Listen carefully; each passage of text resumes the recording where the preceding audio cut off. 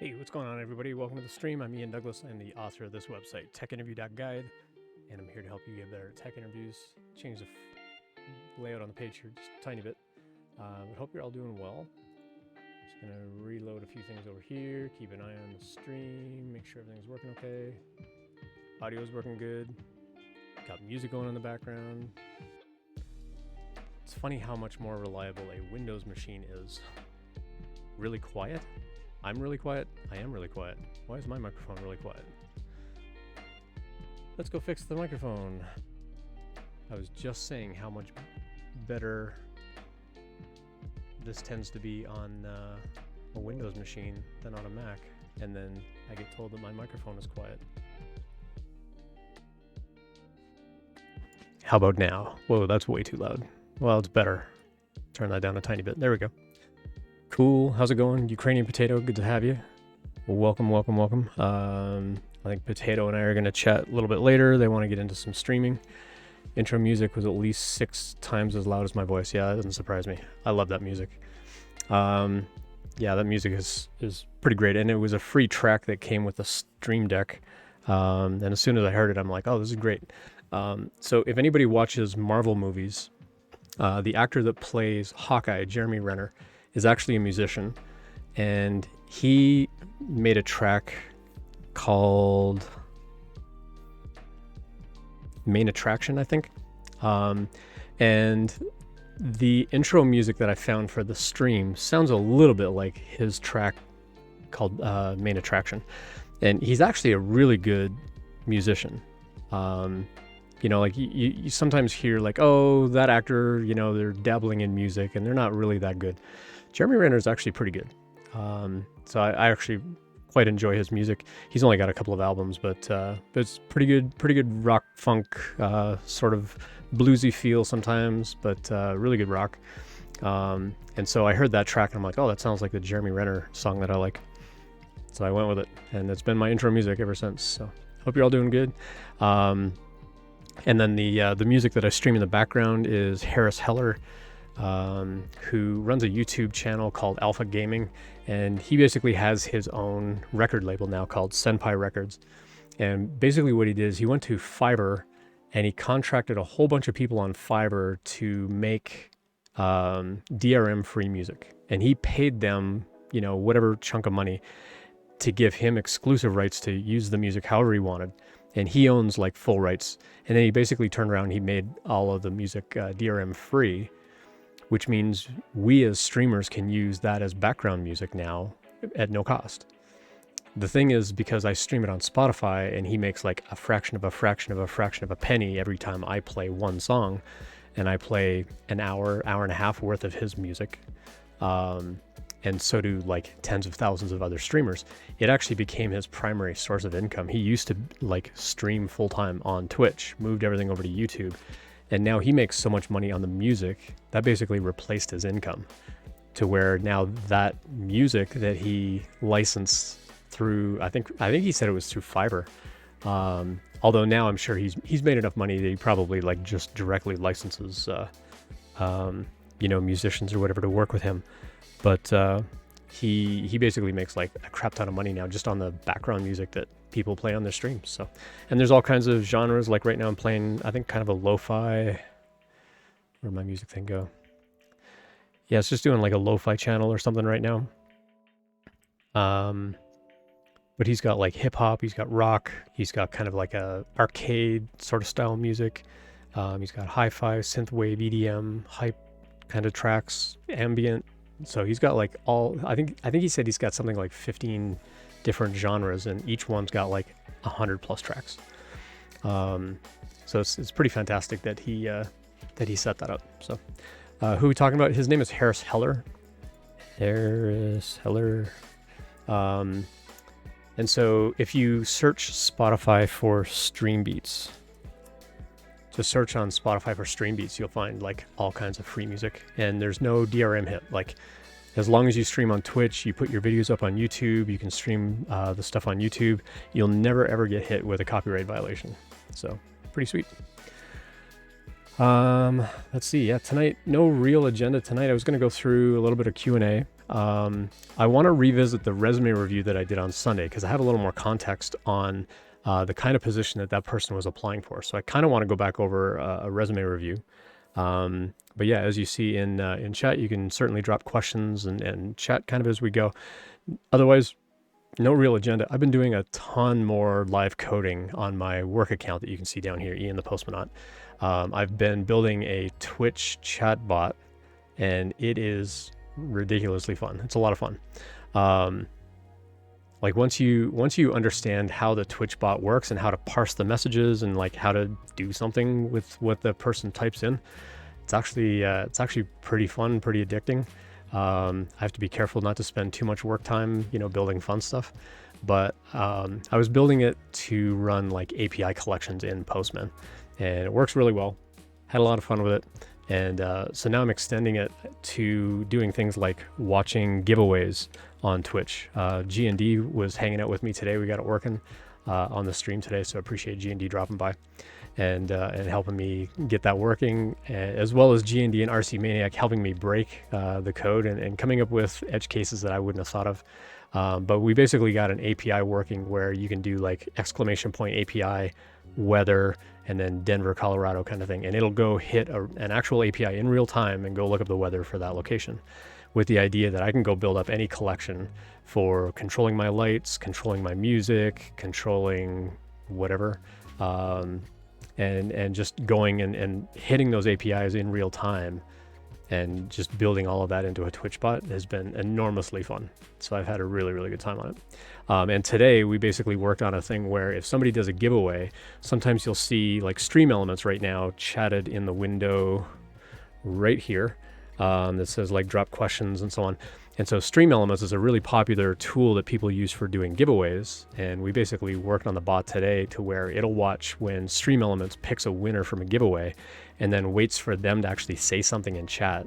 So like if GND, wins the giveaway, Stream Elements is going to wait for them to say something and then like blast a message saying, hey, I saw this user like respond in chat.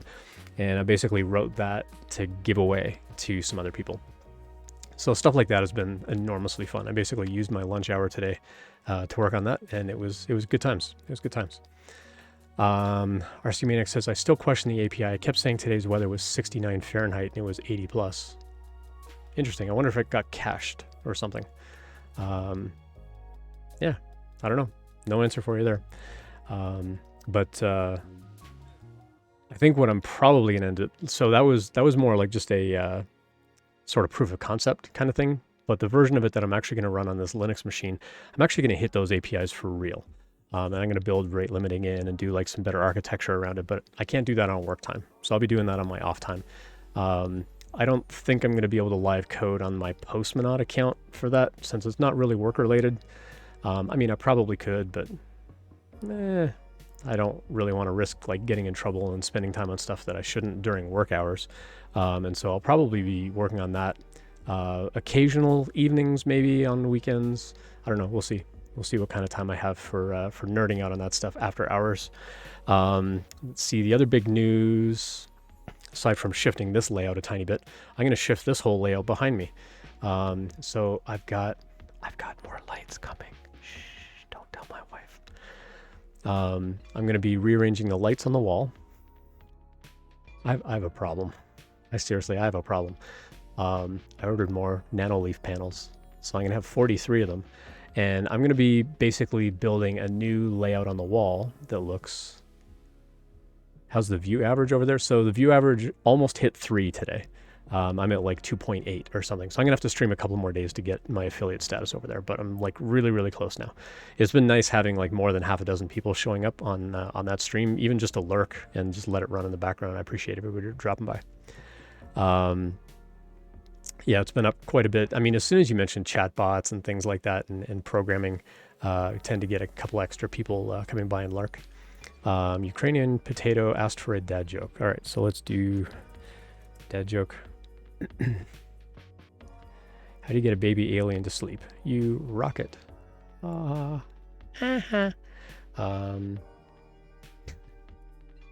Here's one that's applicable. I just got back from a job interview where I was asked if I could perform under pressure. I said I wasn't sure about that. but I could hum a few bars of Bohemian Rhapsody. RC Maniac says in chat, your next work project should have bang question with a return ID, so you get a collection of questions and who asked it. Once answered, the person can get notified their question was answered. Notifying them after the fact is a little tricky because I don't have a lot of information about who you are on Twitch other than your username. I could maybe whisper, like, I'd have to check the API if I can actually send a whisper to somebody after the fact. Could also have stuff like cancel ID if they don't need the question or if they come back. Yeah, that would be kind of interesting. I'd also love to have like a like an FAQ kind of thing where it's like someone asks a question about,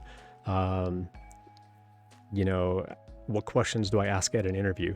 And I can do like bang FAQ, ask questions or something like that. And it'll just, you know, here's a YouTube video that Ian did on, you know, what questions to ask. Something along those lines I think could be kind of interesting. But doing like a kind of like a job ticket thing is kind of what you're suggesting here, where you ask a question and you get like an ID and then you get notified when that question gets answered. That puts a lot of extra effort on us in chat to go, oh, this is the next question in the queue and now it has been answered. Considering I get questions whispered on Twitch, I get DMs on LinkedIn, I get DMs on Twitter, I get DMs now on Discord. I've got a lot of places where I'm like listening for those questions and I'm trying to get them all into that anonymous questions on Discord. So if you want to join our Discord, you can do bang Discord. You're welcome to come hang out on Discord. If you DM me on Discord, I'll probably get your question in the anonymous questions, and then that's kind of the pool that I want to draw from. I want to put everything there. So one idea maybe to kind of tie this together. So I'm not saying it's a bad idea, but what I'm wondering is if instead of doing like a queue system, I wonder if I could build a Twitch chatbot to watch for that kind of thing, and have it also connect a Discord, that when I get these messages from these different channels, it just pumps them over to Discord and just puts them in there. That would be really convenient for me. That would probably be like super convenient. It would be one less thing that I have to do. I would also love to have like a bang marker or bang time marker or something like that, that when I'm getting ready to do like a new question, that I can just do something like time marker like this in chat, and then after the stream is over, have it come back and say these were the timestamps, because I need those timestamps to go put in chapter notes on YouTube after the fact, and I'm just too lazy to go back and watch the video over again. I just lived through it. I don't want to have to go through and watch it again. I kind of want to start all those YouTube videos with an intro trailer saying like, hey, if you didn't attend the live stream and you're watching this after the fact, do me a favor, keep track of these timestamps for me and like note them in a comment to help other people. That would be fantastic. And then I can like pin their comment as the #1 comment to get those timestamps collected or something like that. That would be very convenient for sure. But yeah, I would love to like get all these questions into Discord at some point. Like find some easy way of me just saying, here's a question, put it on Discord. Here's a question, put it on Discord. And just kind of stream everything in there. And then I've got like one place to go look. And because I do emoji them right now when I answer them on the stream, so it would be pretty helpful for that kind of thing. Bang mark. So I'm not even looking for it just to like to put that back in chat. What I'm really looking for there is like just as soon as it's over, I can do like bang over or something as a command and have it just print out the timestamps for me. That would be convenient. Or sometimes I'll like grab the text and I'll put it down here where you see the agenda written down here under the window. Sometimes I'll replace that with the question that's been asked.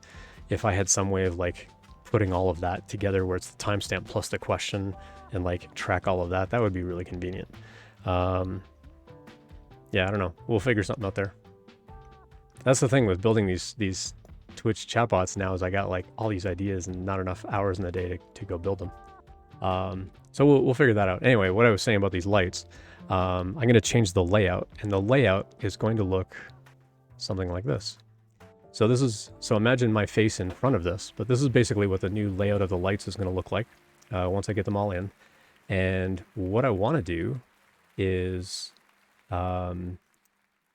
I want to build a couple of things. One of them is I want you as my viewers to be able to go in and pick one of these panels. So you're going to get a number from 1 to 43, where you could maybe do something like bang, claim 14, and you get whichever one is number 14. And then you can set that anytime you want. So anytime you're on the chat, you can say like,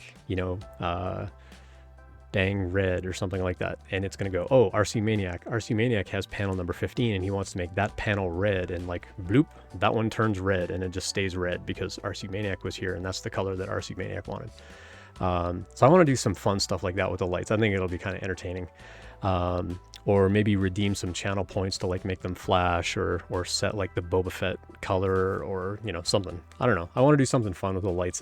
That's more interactive. I think it'd be fun. Not in a huge distracting way, but just it's yours. The other thing I'm thinking is for people that subscribe. There, my camera locked up again. I've been having so much problem with hardware lately.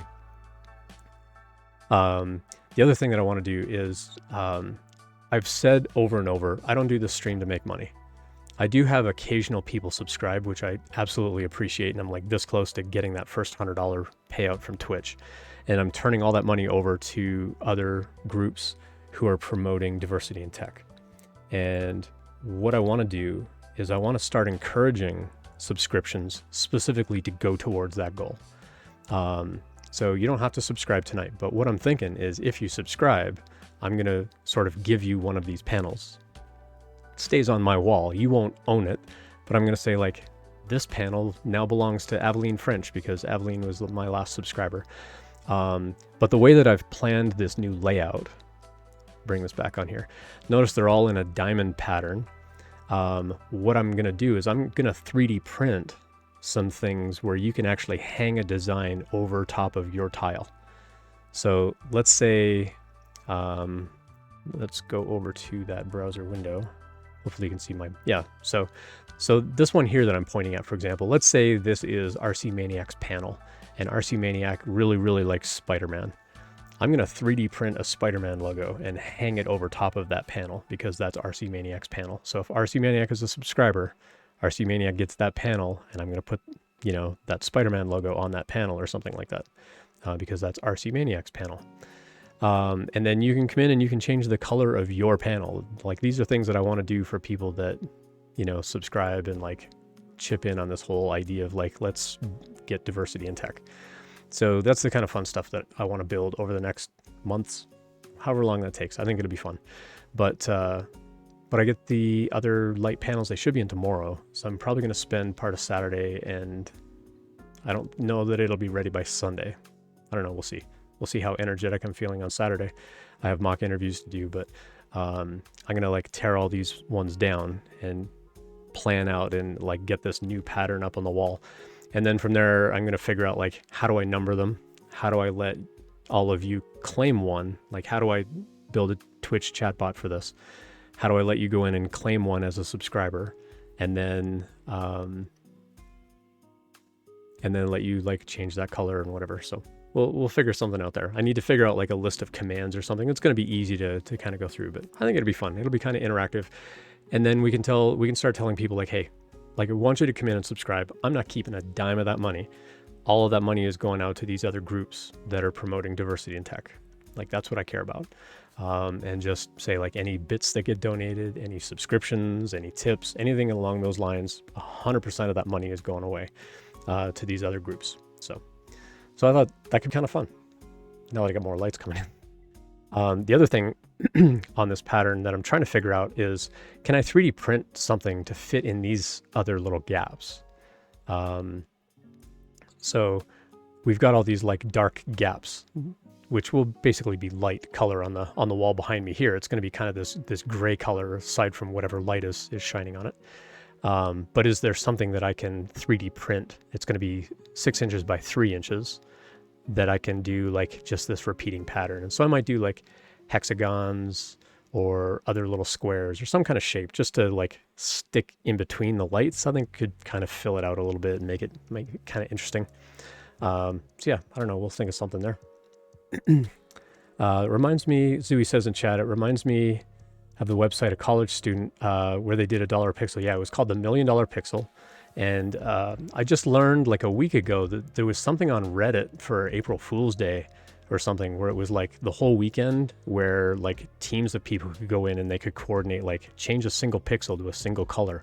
And they would coordinate like, okay, you get this pixel, I get this pixel, you get that pixel. And like they would coordinate with like tons of other people, and they would actually literally draw a picture or something like that. And then people can go in and they can try to alter it, or like, you paint someone's face, and someone else could go in and coordinate like painting a mustache on their face, like all kinds of interesting stuff. But yeah, that guy made more than $1 million on this $1 Million Pixel, website or whatever it was called. So yeah, it's pretty interesting. G&D says Stream Manager lets you market too. I haven't looked at that. So I'm using OBS Studio, and I don't know of a way in OBS to like say like, hey, keep track of this timestamp, keep track of this timestamp. Like if I had something I could literally just click, that would be super convenient. But I don't mind typing like, timestamp and then put in the question or something, so that after the stream is over, I can get a list of the timestamps with what the questions were. It's just going to make it that much easier to kind of tie into like kind of the automation that I want to do. Because I've got that other script now where if I go in and I set in a database, if I set the timestamps, it'll go through and it'll like chop all the videos into pieces, and it'll go make the YouTube shorts, and it'll make the podcast audio and stuff like that. I kind of want to do something like that where I'm automating all of that together. And if I could do that as part of this Bang thing as well, like Bang timestamp, and instead of just keeping track of it, it's literally writing it into the database as it goes.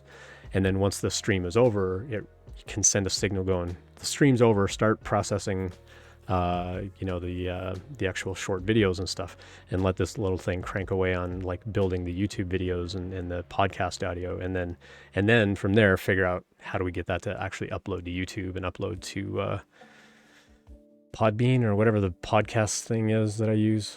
So need to lurk for a bit. Cool. Appreciate you dropping by, RC Maniac. Yeah, let's see what else has been going on in chat. I've been kind of yammering on for a while. I think someone in Prime worked on something like that. Cool.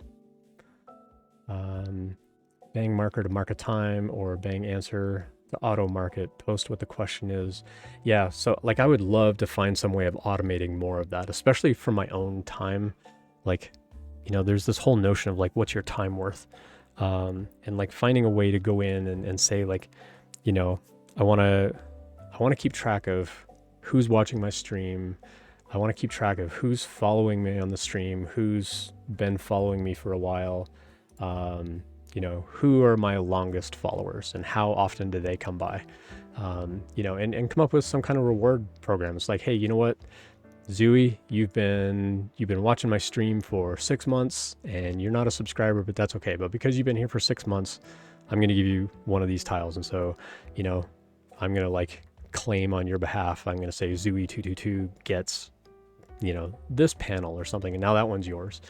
And then find out from people like, hey, what kind of logo or, whatever do you want on there? And it could be like, we'll have to make it safe for work because, I stream for work. Silly camera. Come on. I do stream for work. And so I have to be careful that whatever I hang on these panels is also friendly, for a work environment. But say like, if you want superhero logos or whatever, corporate logos, maybe not corporate logos. I don't want to make it look like I'm, taking corporate sponsorship, but like whatever that may be, could be kind of interesting to figure out. And then, you just ping me a message and say like, hey, I want Spider-Man, I want Superman, I want Batman, I want Iron Man, whatever. And I'll find a little thing and I'll figure out how to 3D print it and hang it on that thing. So the idea with the shape of these is they're diamond shaped. And so what I want to do, if you can discern where these white tick marks are on here, is I kind of want to build something where it sort of like wraps around the edge of the light panel on those, like on those edges. So somewhere up around here and somewhere up around here, that it'll just kind of like hang over top of that light panel. Because I'm not going to like adhere anything to it. I'm not going to like put a sticker on there. And I don't want to like fuss with like fishing line or anything like that. So I'm thinking something where I can print the logo face down and then change the filament to be like a clear, transparent filament. And that's actually going to print the little hooks. So when we actually hang it on the thing, you won't see the transparent hook, but then you'll see the logo like in the middle. So I want to figure out some kind of design to do with that. And then you can just pick like whatever's going to fit on a approximately 6" by 6" square, but it'll be in more of a diamond format than a square. And we'll figure out what kind of interesting things could we do in the background here. So it'll be a little bit like $1 Million Pixel, but you'd have to be a subscriber or a long-term watcher of the stream. So I might do something like, you know, if you followed me for 6 months, because I'm keeping track of that kind of thing now. If you've been following me for 6 months, I'll just give you one of these panels. And but if a subscriber comes in, then they're going to get priority on that. So then I'll have to figure out who did I give one to, and who can I like gradually take them back from, because people subscribe. So that would be my ultimate goal, is let's get these subscriptions rolling in so that we can turn that money around and like more readily build our community and more readily get like regular people in the channel and get that money to these groups that are promoting diversity. Now, where the question or the curiosity then comes in is, well, what if RC Maniac comes in and does like a gift sub for like 100 people? Not that you would, it'd be amazing. It'd be expensive if you did, but I've only got 43 panels. So do I give a panel to somebody who gets a gift subscription? I don't know what's going on with my camera. Do I give a gift subscription, or do I give a panel to somebody that's been gifted a subscription? Or do I only give a panel to somebody who actually pays for their own subscription? So I might have to figure something like that out. Like I may need to keep track then of who subscribes, how did they subscribe? Did they subscribe with Prime, or did they subscribe with money out of their own pocket? Or were they gifted a subscription? So yeah, I gotta figure that one out a little bit. So I wanna noodle on that one a bit, but yeah, I figured, you know, that new layout will be a little more conducive for that kind of thing. And if it gets busy enough that I need more light panels, then I'll go buy more light panels. But I'm not going to use that money to go buy the light panels. That money will come out of my pocket. And I'll rearrange everything again to make it more of a solid pattern on the wall. But right now, the way that I laid out the lights is I left this part of the wall over my left shoulder pretty empty because I used to have a 3D printer there. And instead, I built up all the lights over on this side, but I tend to stand more in the middle now. And so I got this big empty gap over here where there's no lights.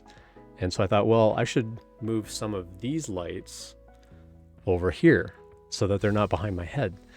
And then I'm like, why don't I just get a couple more lights, and then I can just rearrange the whole thing and be less sort of random and in shape and things like that. So anyway, been yammering on for half an hour. Haven't even done any interview prep yet. So hello, hope you're all doing well. For those dropping by and joining in, I'm Ian Douglas. I'm the author of this website, techinterview.guide. You can go check it out. I got tons of free material on there. And also give me a follow. If you're not already a follower of my channel and you happen to come by, follows are free. Follows don't cost you anything at all. And I'm here twice a week. I stream Thursday nights and Sunday mornings, just free interview advice. So I've been in the tech industry now for almost 26 years. It'll be 26 years in exactly 2 weeks. So April 28th will be my 26th anniversary of graduating college that I've been in the tech industry pretty much the whole time. And I'm just here to help people learn about what interviewing skills are necessary for tech interviews. But a lot of advice that I give on the channel around interview prep, career planning, company research, negotiations, they're applicable to all kinds of jobs. So don't feel like if you're coming by and you're like, well, I'm not looking for a job in tech, or I'm not looking for a programmer's job in tech. A lot of the information that I share is pretty applicable across the board. So feel free to just stay and lurk and hang out, ask questions, drop questions in chat at any time, and I'm happy to address that for folks. Tier level for a type of subscription would work. Yeah, maybe. What if you place the panels that are elevated to cover the blank spots to give a 3D effect? That's a little bit harder because of the depth. Like, you don't really know how far away that wall is. I mean, I've told you that each of these panels is 6 inches by 6 inches. But, you know, compared to everything else, like, relatively speaking, how big is that actual panel? you know, because to you it might look like it's, you know, just this little square, but, you know, they're actually 6 inches. They're a decent size. And so to like offset them a little bit would also be a little weird, because they're also really hard to attach to the wall. And to overlap them in some way to appear 3D, I'd have to like mount something on the wall with arms to like bring it out a little bit more, which would make it look a little bigger, which would be kind of interesting. You know, if you're like a higher tier subscriber, bringing it out from the wall would make it look a little bigger. Yeah, I don't know. I'd have to figure that out. The other thing too, I'm just realizing now, as I was talking about having these light panels behind my head, if I change the layout to this, my head is actually going to take up, you know, a big chunk of these light panels that you're not even going to see if my big melon is in the way. So yeah, I might have to figure something out there where like my head is in the middle of like an empty space and like all of them are around my head or something, so you can actually see your light panel change. Because it would suck to be given like a light panel like right behind my head and be like, I'm trying to turn it red, but I don't know if it worked because Ian's melon's in the way. I don't know. We'll figure something out. 3D print them out? Yeah. I mean, I could totally 3D print mounts. Like most of the mounts, well, all of these mounts that I have on the wall are all 3D printed. And they're like screwed on the wall or nailed on the wall, and then the light panel snaps into that. You can buy the panels from Nanoleaf. They're a little spendy. And for me, it was cheaper just to 3D print them because I have tons of 3D filament. And I had like a ton of light colored filament. And so if I were to print the things in black, you'd actually see like little black edging around the lights a little bit. And so I printed them all in pretty light colors so you don't see the actual mount. But they are there. Like if you walk up to it, you'd see the thing that it's actually snapped into. So yeah, we'll have to figure something out there. The other idea that I had was, could I wrap them onto this wall a little bit? This wall right here. Could I do them vertically? So the pattern that I showed had them all rotated 45 degrees to look like diamonds. If I did keep them square, I could wrap them across the wall here, across the corner. And so I could have like a couple of lights on this wall behind the monitor here. So I don't know. I got to play around with that a little bit and think on it a little bit. Like once I get them all off the wall, I can try to plan that out a little bit more. But I got to move like Riker's kennel to like get at the wall and get up on a ladder and take the stuff down or whatever. So we'll see. Also trying to print some more hooks to like get the LED rope that's up there hanging a little bit better. So yeah, all kinds of fun stuff to think about when you're streaming and you want to distract people from droning on and on about something not as fun like interview preparation. And you want to give them something fun to do besides the drop game, which should be fixed. Yeah, the drop game is fixed. So yeah, trying to find something that's a little more fun and entertaining than just listening to me drone on and on about resumes and interview prep would be kind of interesting. Oh, we don't see where the actual like... Oh, I guess there's no pool when you do a test drop. Nope, it's in the middle there. We just didn't see where it was. But yeah, the drop game works again, because I know that was, you know, on the top of everybody's mind. Why doesn't that parachute game work? Here I am trying to listen to resume advice, and I really want to drop a parachute. I could do other things, like if you get a perfect 100 on a parachute drop, I'll give you a panel for a month. Like we could do all kinds of interesting things like that, because we'll actually see that chat message, like so-and-so landed for 65, or somebody landed for exactly 100. I could automatically give you a panel on the wall or something like that.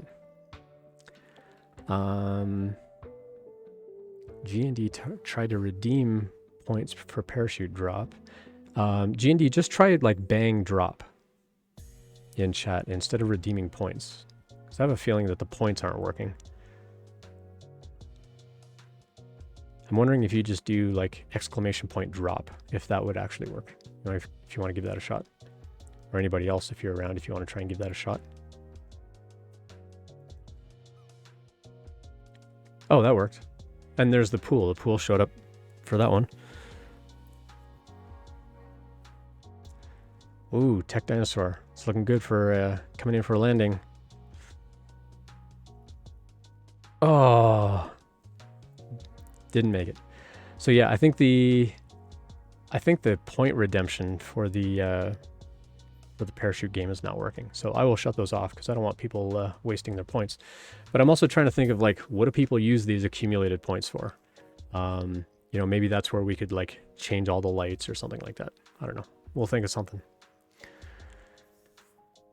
So yeah, good times, good times. All kinds of fun stuff that I want to do over the next couple of months that are completely unrelated to interview prep. But in the meantime, happy to chat about interview prep.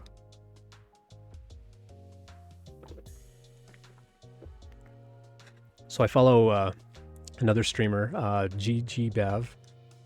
Give them a shout out. So shout out, GGBav. So GG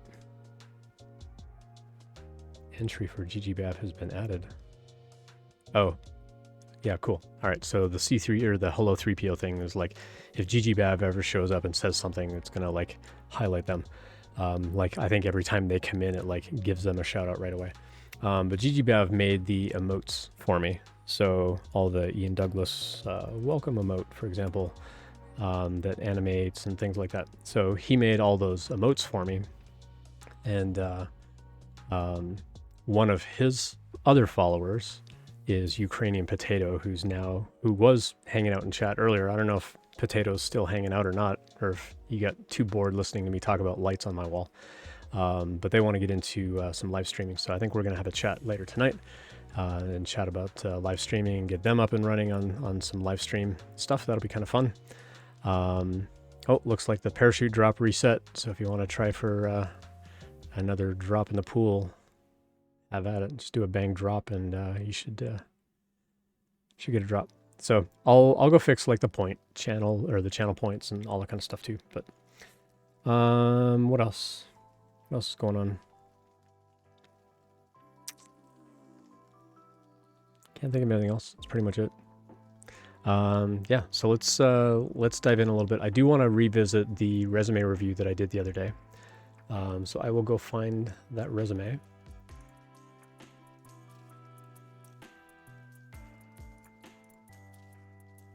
It was... Which one was it now?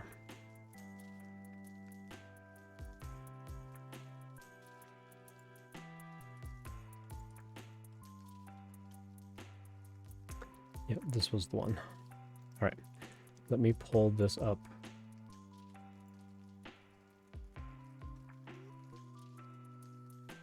Wait, what just happened there?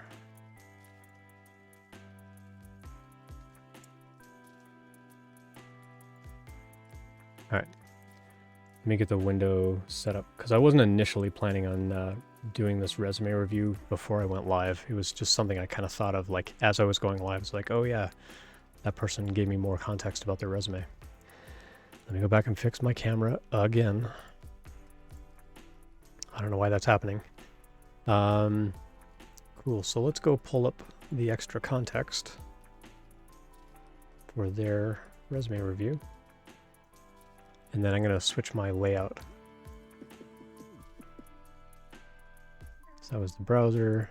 So let me go change the browser, or actually, I'll just pull the resume into that and just resize the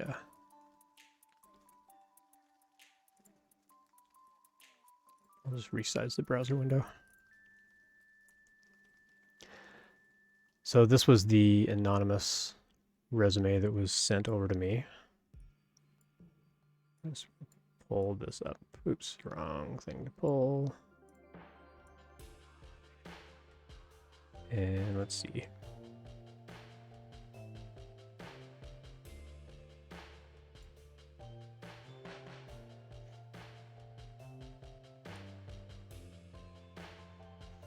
All right, that did not really work as planned.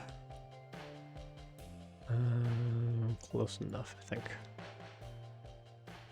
Okay, so this was roughly the resume that they sent, and so I gave them kind of the common feedback that I would normally give, like, you know, make all the font black in color, don't use the blue as much, and you know, these skills here in the middle, you could probably do more of a horizontal layout just to save a little bit of space. I would keep either the area of expertise or the profile, but not both. And then bullet points, keep them short. We don't want these little orphan words, as we call them, in graphic design. We don't want orphan words on a line by themselves. So shorten these things up as much as possible. Tighten up the dates on here. Put your name on page 2, stuff like that. So those were bits of the resume review that I gave on Sunday. But when I did the review on Sunday, I didn't have the email up where they had given a little more context about the resume. And so I was kind of asking I don't know what kind of job this person is going for. And then I went back and read the email and I'm like, oh, that was the job that they're going for. So now that I have that context, I kind of want to go back and revisit their resume a little bit. So basically the feedback that they gave when they submitted the resume, by the way, if you want a free resume review, you can submit your resume to this link. It's just techinterview.guide/resume review. If you want it for free, I will do it in public on the stream like this. I do ask that you anonymize the resume as much as possible. And in this particular case, this person, their name actually shows up as part of the tab in the browser. And so I had to kind of pull this off the screen a little bit just to hide their name. But I do ask, if you submit it through that link, please anonymize your name, your phone number, your email address, so that, this isn't going to get you into trouble or people aren't going to identify you on the internet. If you want to change the name of the companies and things like that, that'd be fine. Change the name of the company, but don't change the date that you were at the different jobs, because that's going to play into the feedback that I'm going to give you as far as when you worked and timelines and, if you've got gaps in your resume and things like that. It'll help me give you better feedback about that kind of stuff. And when you're submitting that form, you have a block where you can kind of introduce yourself to me a little bit and give me a little bit of context about what kind of job are you looking for and things like that. If you want a paid resume review, I will send you a video privately, or I'll just write up some notes and send that over to you privately. And those videos on average will be anywhere from 20 minutes to 45 minutes long. I do ask for $50 for those. And again, 100% of that money is going into that pot that I'm going to be donating. And so at some point I want to get that quantity of money visible on the screen here, how much money we've raised for that. Not that it's this ongoing charity kind of thing, but that's effectively what this is going to turn into. That's my goal for 2022, is that all of this money gets given away. And so I want to be accountable to that, to all of you, that the money that you're giving me for things like resume reviews, I'm not keeping any of it. It's all going out. So paying for lights and goofy stuff like that, or cameras or whatever, I'm not keeping any of that money. And so I want to be transparent about it. And so I want to get it on the screen here somewhere that you can see that. So anyway, so going back to the email where this person kind of described their background about what kind of job they're going for, it does help give me a little more context about giving a resume review. So in this case, they said, I currently work as a quality manager. I'm trying to get an associate director of quality position at a health tech company. Sometimes the regulations might be slightly different in every sector, but I have a strong base in quality and validation. I do get some interviews, but I've been applying for 3 months and I have had no luck getting a job. So with that context in mind, they've been applying for jobs. They get some interviews, but then they don't get very, very far in that. So there are a couple of things. And again, I talk a little bit about I'd love to sit down and actually make that flow chart. Maybe I'm going to do that on a stream. I keep talking about building the flow chart. Maybe I'm just going to spend a live stream where I actually build that flow chart. Maybe I'll aim for that Sunday or next Thursday or something like that. I think that would be an interesting one to kind of work through. I may not do Sunday because Sunday is Easter here in the United States, so I may not stream on Sunday. But I'll plan one of these live streams. I'm actually going to do. I'll actually do the flowchart as part of the stream, because I'd love all of your feedback too.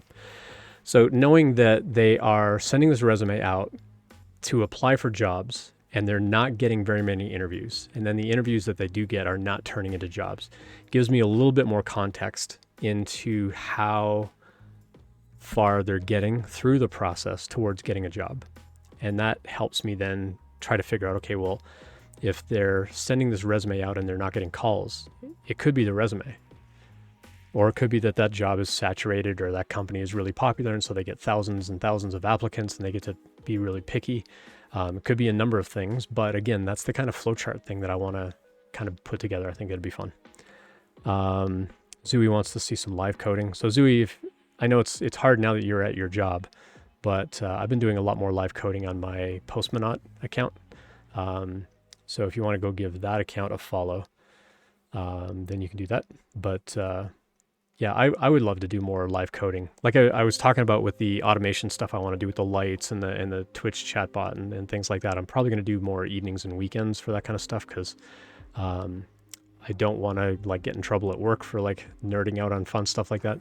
And so I do have to be careful how much of that stuff I do sort of during work hours. Like I've got a bunch of workshops I need to finish wrapping up that I'm like this close to finishing, but I actually have to put the finishing touches on it and practice them and things like that because we got live events coming up over the next couple of weeks. So I got to get those finished up. So the live streaming of like Twitch chatbots and stuff like that, I will probably do in the evenings, as I have time and I'm not doing mock interviews and stuff like that. All right, so back to the resume here. So this person, they are applying for jobs. They're getting some interviews, but they've been interviewing now for 3 months and they can't find a job. They're currently working though. So I would always caution somebody, don't quit your job until you get a new job if you can help it. That's not always possible. Sometimes you have to leave a job because it's like a horrible work experience or really toxic, whatever the case may be. Some people just have to get out of that job, and I get that. I've been there. But as much as possible, I encourage you, stay at your job until you get a new job. So it sounds like this person has been applying for director level roles where they've had management level roles. And so looking at the resume, they've been a manager here. They've been contracted to work at a UK senior validation consultant level, familiar with, regulations and so on. Here they were a research intern. Here they were an engineer. Here they're an engineering intern. And then another engineering intern. So they've had a number of internships. And then they got into private contracting. They got into consulting.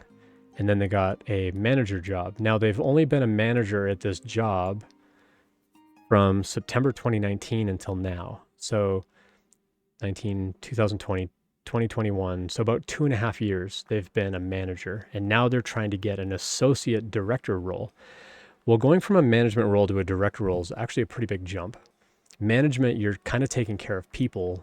At a director level, you're starting to take care of multiple teams and thinking more about like bigger picture vision on things. To get a director level job, it's not impossible to step directly into a director level job. I did that myself. I went from a senior engineer role or like a lead architect role immediately into a director level role. But that director level role was at a smaller startup. It wasn't at a big company. Big companies who hire directors, they're going to want to see experience around, dealing with budgets, dealing with lots of teams, looking at big vision. How do you turn the business vision into execution? All of these things are going to have some amount of expectation at a director level. And so what I would wonder about here is how much of this directly applies to what you would be doing as a director. And that's where things can get a little murky as far as understanding, why am I not getting interviewed for this associate director job or level of job? And I think it could simply come down to, whatever their expectation is for an associate director. Do you show that you currently know how to do that job? It's a little bit similar to what I talk about on the stream. If you're currently in like a QA kind of role or a customer service kind of role and you want to move into development, just applying for a developer job where you don't show a history of doing development or, you don't have projects really to show, it's a lot harder to get a company convinced that you can do that job unless you can somehow demonstrate that you can actually do that job. Something like a director level role, they're going to want to see that you have experience in that kind of role before they're going to like even consider hiring you, much less interview you. So that would be probably the first thing that stands out to me. When I look over the resume here, you report to the director of QA. So you know what the director of QA has as an expectation of you as a manager. but you don't necessarily see everything about their day-to-day job. And so that would be the first thing that stands out to me, is like, okay, well, you know how to manage up, but as a director, do you know how to manage down?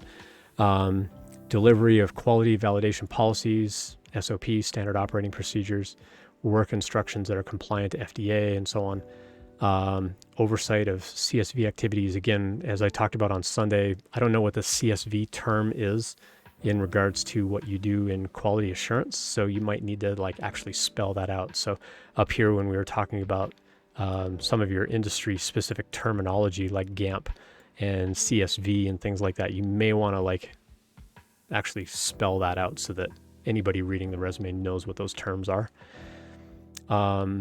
Oversight of CSV activities, in charge of approval of documentation, facilitating and managing non-conformance and incident investigations. So from a management point of view, that may be your role.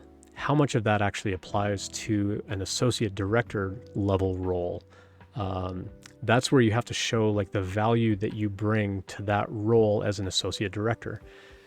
So you could spin it like, you know, as an associate director who would be in charge of managing managers. I've been a manager, so I know what my expectation of those managers would be, but they also want to know that you understand what your responsibilities as a director are also going to be. And that's where you need to figure out what is their expectation of an associate director, and how can you show them that you bring that to their job? Because without that, it's going to be really hard to convince them that you can do the job.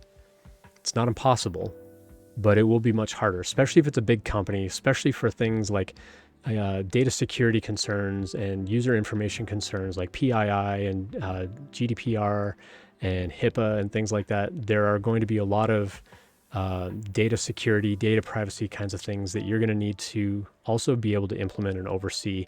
And some of that you can speak to here on your resume, but I wonder what other responsibilities would they have in the job post for that associate director that you can show, yes, I've done that, or I've done something very similar to that at this previous job.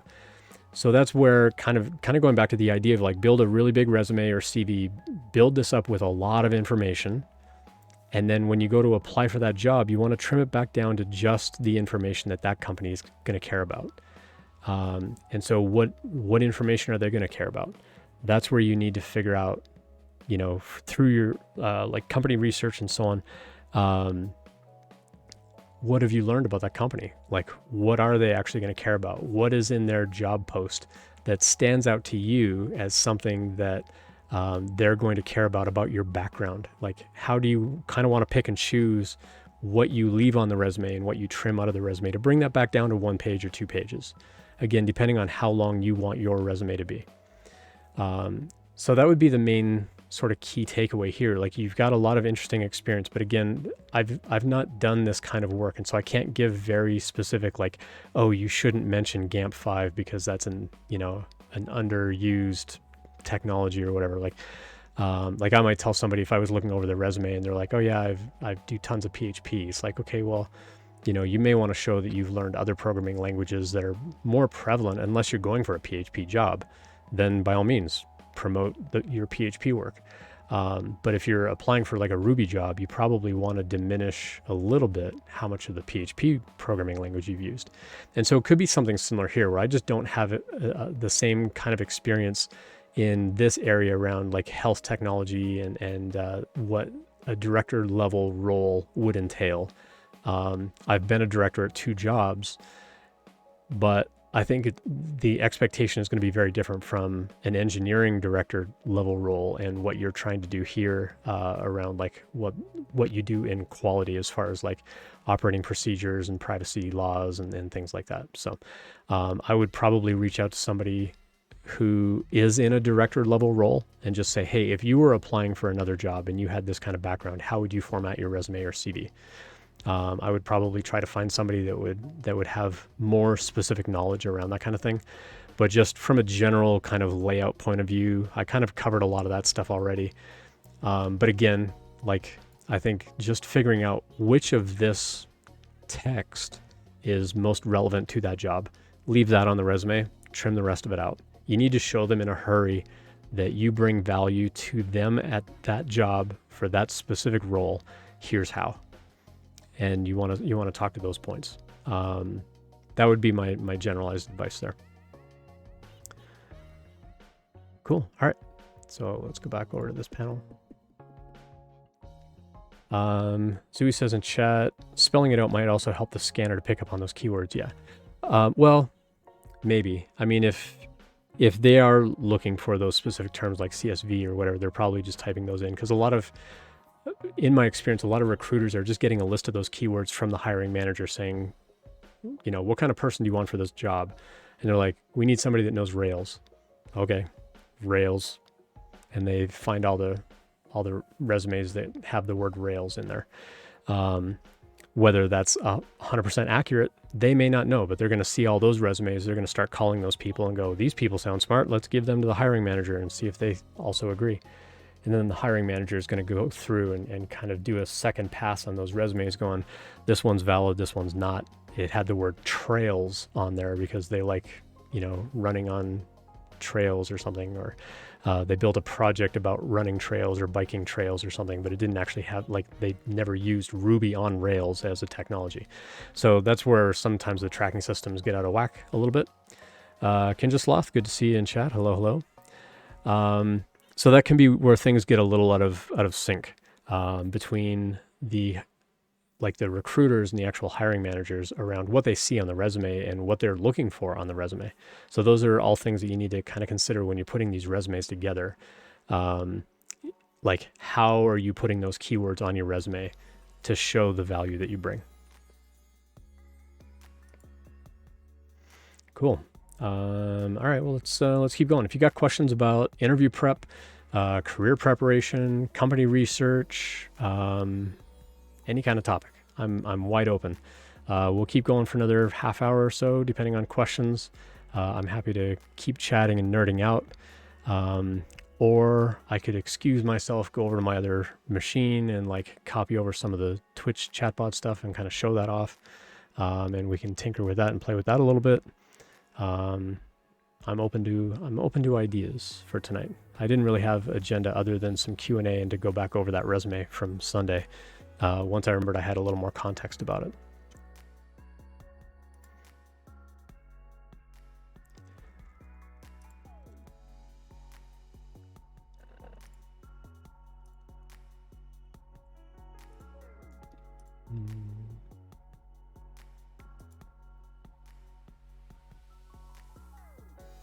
I gave someone else some advice about their resume earlier today, where at each job they listed at the bottom all the different technologies that they used at that job, but they didn't have a skills block at the top that would let me as a hiring manager quickly see what skills have you got. I only want to spend 10 seconds skimming your whole resume to know if I should call you, and if I've got to go hunt across the whole page to find out did you use this particular database, or which databases have you used, or what kind of architecture have you done, what kind of programming languages do you know. If I've got to go look for that info, I'm probably less inclined to call you.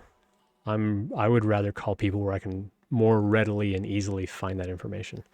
Not everybody's going to feel that way, but for me as a hiring manager, I would put a high priority on ease of reading and quickly finding that content. Kinja Sloth asks in chat, any tips for getting used to video calls? I started a new job, and it seems if you're on video, people connect more. When you're in the office, if you've ever worked in an office environment, you know that having sort of what we call FaceTime is important. It does help you make that connection a little bit more. And when you're on a video call, whether you have the camera on or off can make a difference. If you have it off, people are like, oh, are they really paying attention? Or are they folding laundry or something while they're listening? Are they actually participating, or are they just listening on a call?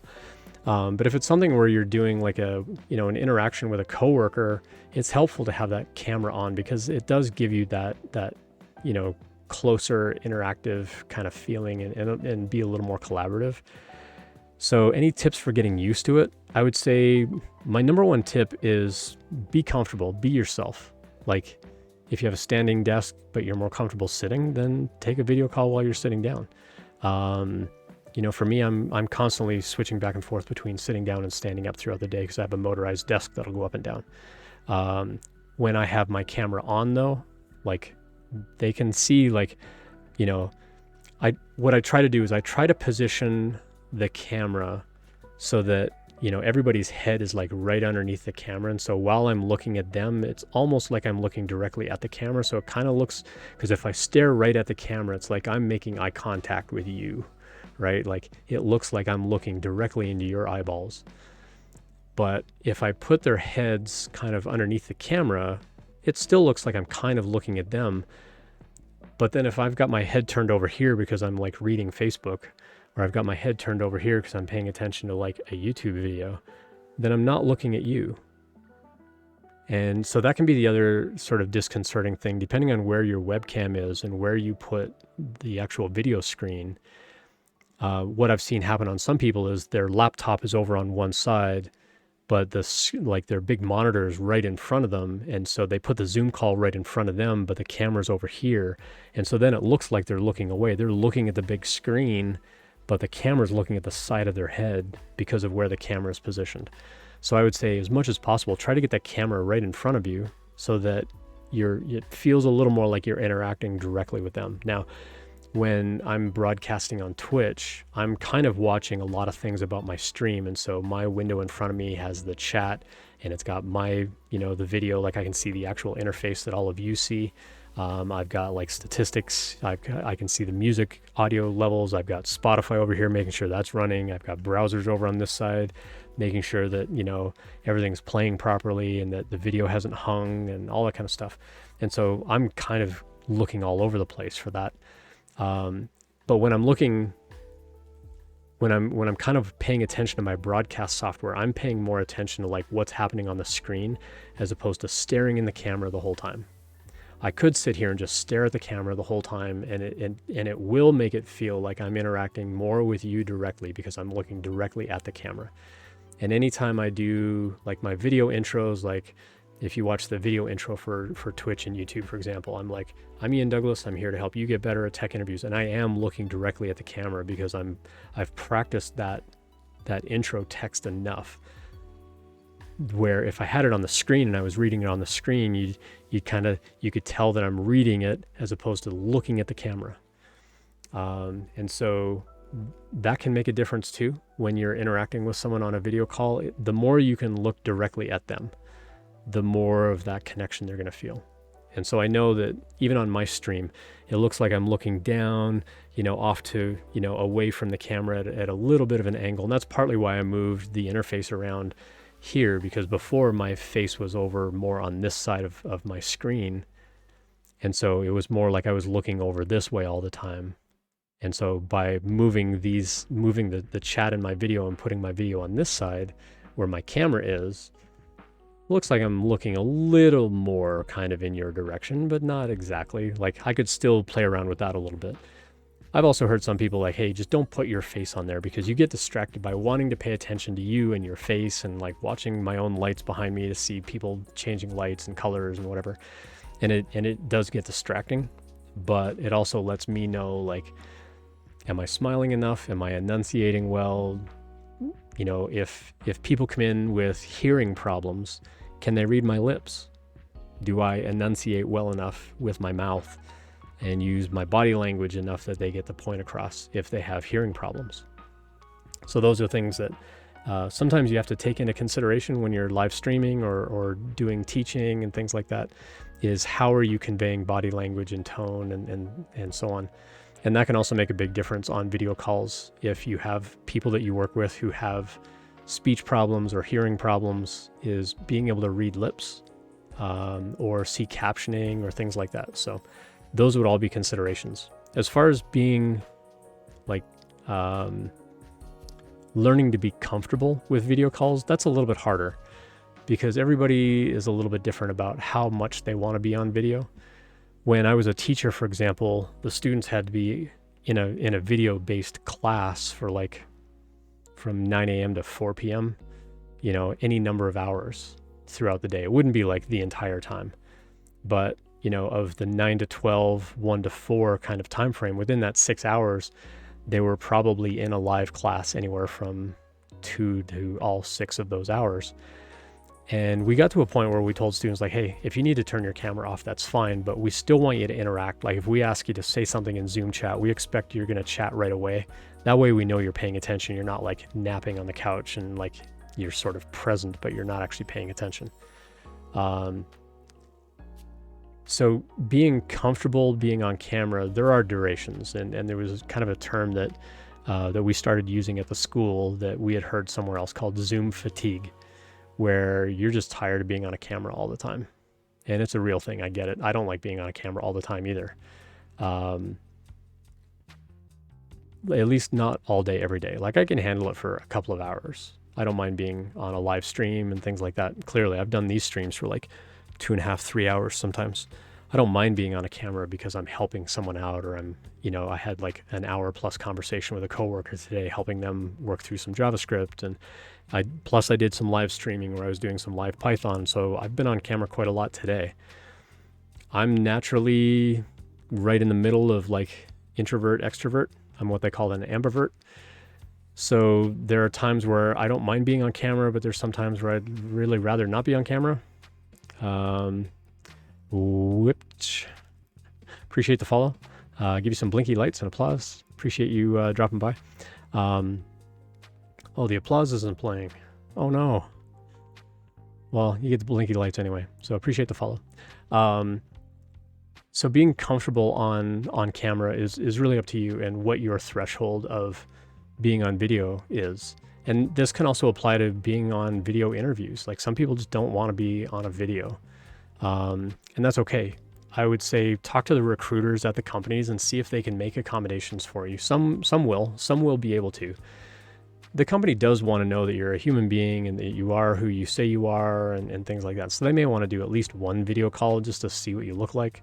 Some people are like, oh, I don't want them to see what I look like because they're going to bias against me, which is true. It'll happen. They're more likely to bias about what they see behind you than you. So for example, if you've got pictures of family, they're like, oh, you're a family person. They could bias against you. If you have like a cross on the wall, they're like, oh, you're a religious person. They could bias against you. Or if you have other religious symbols, they could bias against you. If they don't follow that same religion, like bias is going to happen no matter what. And it's illegal, but they don't have to say why they didn't move forward with you as a candidate. They're just like, nah, they didn't seem suitable. They're like, they'll find some excuse, which is unfortunate, but it happens. But they're more likely to bias against something that they see in the background than something about you specifically. But for an interview, you're probably gonna have to do at least one video call, if not more. During the daytime, you get to set that limit and just say, you know what, I've been on a camera for like hours today. Like, is it okay if I keep my camera off? And just reach out on Slack or Discord or whatever communication channel you use as a team and just say like, hey, I want to be on the call. I'll participate in audio, but I'd love to keep my camera off for the day if that's cool. I think every coworker is going to be okay with that at some point, especially if you say like, you know what, I've been on a camera a lot. I just, I want to zone out a little bit. I don't think anybody's going to mind. If it's a habitual thing where it's like you were never ever on camera, I don't know, even as a manager, I think I'd still probably be okay with that as long as I know you're doing all right. Like if we have because it would just be like calling you on the phone. I can't see your face if I call you on the phone. So having your video off all the time shouldn't really be a big deal. I wouldn't worry too much about it. But have that conversation with your coworkers and see like, hey, could we just agree that, Wednesday is going to be no meeting day and Thursday is going to be no camera day? Like, can we just make an agreement on that Wednesday can be focus day for everybody and you just go heads down and get your work done. And on Thursday, if we have calls, like we agree that we're just not going to do video or something like that. I think most people are going to be cool with that. Arslark, thanks for the follow. Appreciate that. Give you some blinky lights too. Appreciate you dropping by. Always curious how folks find my channel. So if you wouldn't mind, just drop a little note in chat. Let me know how you found me. I'm always a big fan of finding out where you're from and how you found the channel, what you find interesting about, the last 15 seconds of what I said that made you hit that follow button. Certainly appreciate it. I'm Ian Douglas. I'm the author of this website, techinterview.guide. Got a lot of advice on there on building resumes, cover letters, preparation for jobs. My background is in the tech industry, but a lot of this advice is pretty blanket advice that will apply to a lot of industries and a lot of different kinds of jobs. So don't feel that you have to be a software developer or working in the tech industry for this advice to apply. Sometimes it'll be specific to software development, but a lot of times it's pretty generic in nature. So Carslark says, I just browse software and game dev a bit. Cool. I used to flag this as like a talk IRL kind of stream, and I actually didn't get nearly as many people coming by. But as soon as you mention like software and game dev, then people tend to drop by. So yeah, very cool, very cool. Appreciate the first time chat. It's good to have you. So yeah, I've been streaming now for about a year, not quite a year. It'll be a year in July. And but I've been in the tech industry now for about 26 years. Been a hiring manager. I've been a director of engineering. I've had a lot of experience. And so I'm just here to help people out. I don't typically ask for subscriptions, but I ask for follows. Tell your friends to drop by. I do resume reviews. You can submit a resume at any time, and I'll do like a free resume review on the stream. I do ask that you anonymize your info. You're also welcome to connect with me on LinkedIn and Twitter. I use the same username as I use here on Twitch, so you can find me on LinkedIn as Ian Douglas 736. You can find me on Twitter with the same username. All of my stream videos end up on YouTube later on, so you can go check out youtube.com/Ian Douglas without the 736. And you'll go find like my whole backlog of videos. Some of them I slice into smaller bits and pieces, and some of them I just put the whole like hour and a half kind of episode up there. And lately I've been doing more topic related things. Like Sunday was about like, let's just talk about gaps on your resume. Like, how do you talk about gaps? Before that we did, what was the one right before that? I forget. I don't even remember my own live streams now.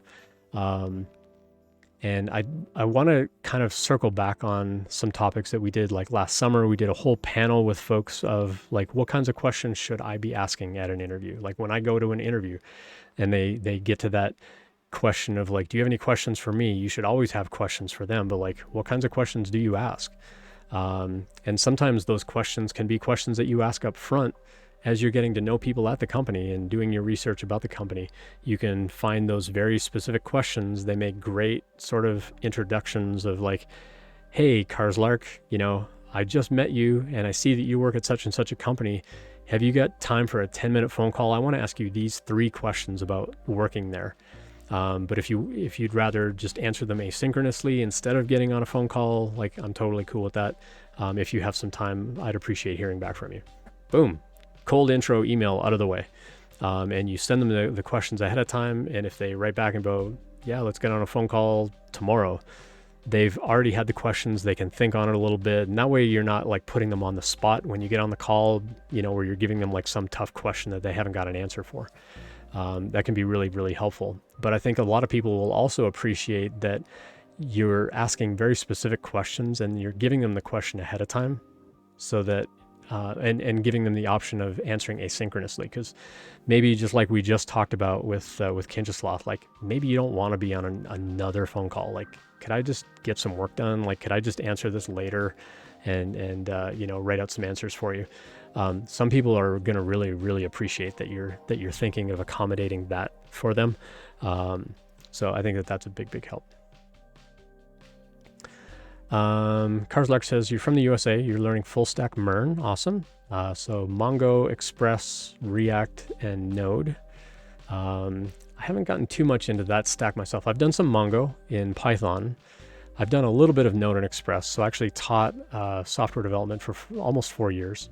And we actually taught our backend students a little bit of Node and Express, but most of the time we were teaching them Rails, Ruby on Rails, and doing API development in Rails. And then we would say, okay, well, we're going to take this project that we just built in Rails. Now we're going to build it in Node and Express. But we were talking to Postgres instead of MongoDB. And then our students wouldn't learn React. So they would learn the back-end side of it around exposing the API. And then the front-end students would be learning React. And then they would get together on a project and work on a project together where the front-end students would be building the React front-end to connect to the back-end students' back-end.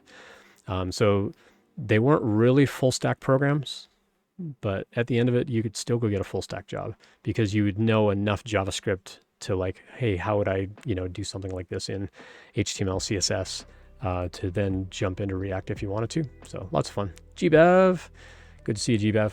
Thanks for dropping by. Missed another one. So Whiptech. I don't know. Should I call you Whiptech? I'm considering shifting into a tech career. Curious to learn more about DevRel. Sweet. Well, I do DevRel. So this is my second job doing developer advocacy. I work for a company called Postman. If you're familiar with the API testing tool called Postman, I actually do developer relations for them.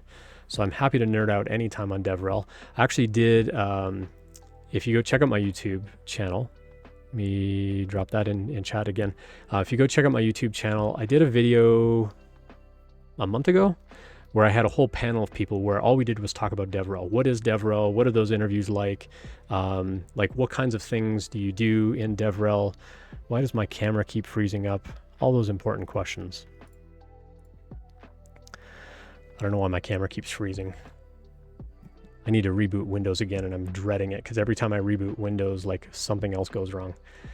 But I will say my Windows machine tonight is way more stable than dealing with Mac lately. Trying to stream on a Mac has been kind of painful. So I did get I got a new Elgato capture card, or capture device. It's like the external capture device. It's the new SD60X. And I want to try plugging the Mac through that into my Windows PC so I can still do development on a Mac, but actually stream from the Windows platform. I have a feeling that's going to be a lot more stable. Get kind of the best of both worlds, I hope. So we'll see. GBav says, love to see you doing my thing. Yeah, I'm just sitting here yakking at people, just sharing what I know, answering questions. So love it. Thanks for dropping by, man. I think Potato was in here at the beginning of the stream. I don't know if they're still hanging out. Is Potato still here? They're no longer, well, I don't see them in chat anymore, but they were here for a little bit. I'm going to have a chat with them later tonight. They wanted to kind of pick my brain on some streaming stuff. So I think we're gonna hop on a call in about 45 minutes and nerd out a little bit. I think they got, I kind of pointed them at Streamlabs last night while we were watching your stream. I was telling him like, go check out Streamlabs and get set up. So we'll have that call a little bit later and see if I can get them up and running and get them doing some streaming. That'd be fun. Sounds like they want to do some gaming. So. Whiptech says, thanks, I'll go check out the video. Sounds exactly what I'm looking for. Cool. I used to stream from my Mac through a PC using the Elgato HD60S Plus. It was great. Yeah, so this is the HD60X. It's the one that they just came out with. And I'm hoping that it's going to handle the higher resolution Retina display from the Mac. Even though I only stream at 1080p on the Windows machine, I'm hoping the clarity will come through nice and crisp and that maybe my camera will stop freezing. What a pain in the butt. I've got so many like USB hubs of things connected through KVMs to have multiple systems, and it's driving me a little nutty. What I want to do is I want to plug all of the monitors and keyboard and mouse and everything into the Windows PC, have the Mac be completely separate, and that way Windows is doing all of my streaming stuff, and if I need to stream Mac related things, I can go through the capture card and just be done with it. That would be ideal. That's where I want to get. So we'll see. We'll see. But yeah, streaming is a lot of fun. I have a lot of fun just sharing advice. And so that's the other thing that I want to mention too. For those that go check out my YouTube channel, I've got a whole bunch of videos on there where I have other people on the stream. It's not just me talking all the time. At least once a month, I like to have other folks on the stream where we get to hear their story about getting into tech. And I love, especially like, I keep talking about like donations and subs and things like that, and how all that money is going to groups that are going to, primarily promote diversity in tech. That it's not just a side thing. It's like, oh yeah, we care about diversity in tech. It's like, no, this is our mission. Those are the people that all of that money is going to. So any subscription money, Prime subs, bits that you donate, tips, anything along those lines, I don't typically ask for that. But if you do, all that money is 100% going somewhere else. Same thing with the resume reviews. If you want a free resume review, you can send me a resume at this link. But if you want a private review, I charge $50. But again, all of that $50 is going into that pool of money, which is going out to diversity in tech.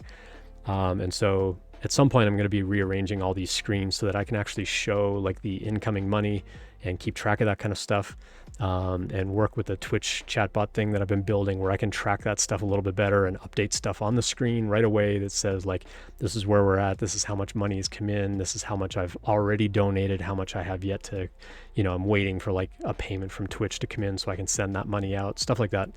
YouTube, I don't make any money on YouTube. I think I've been streaming for a year. I think I've made like $7 on YouTube.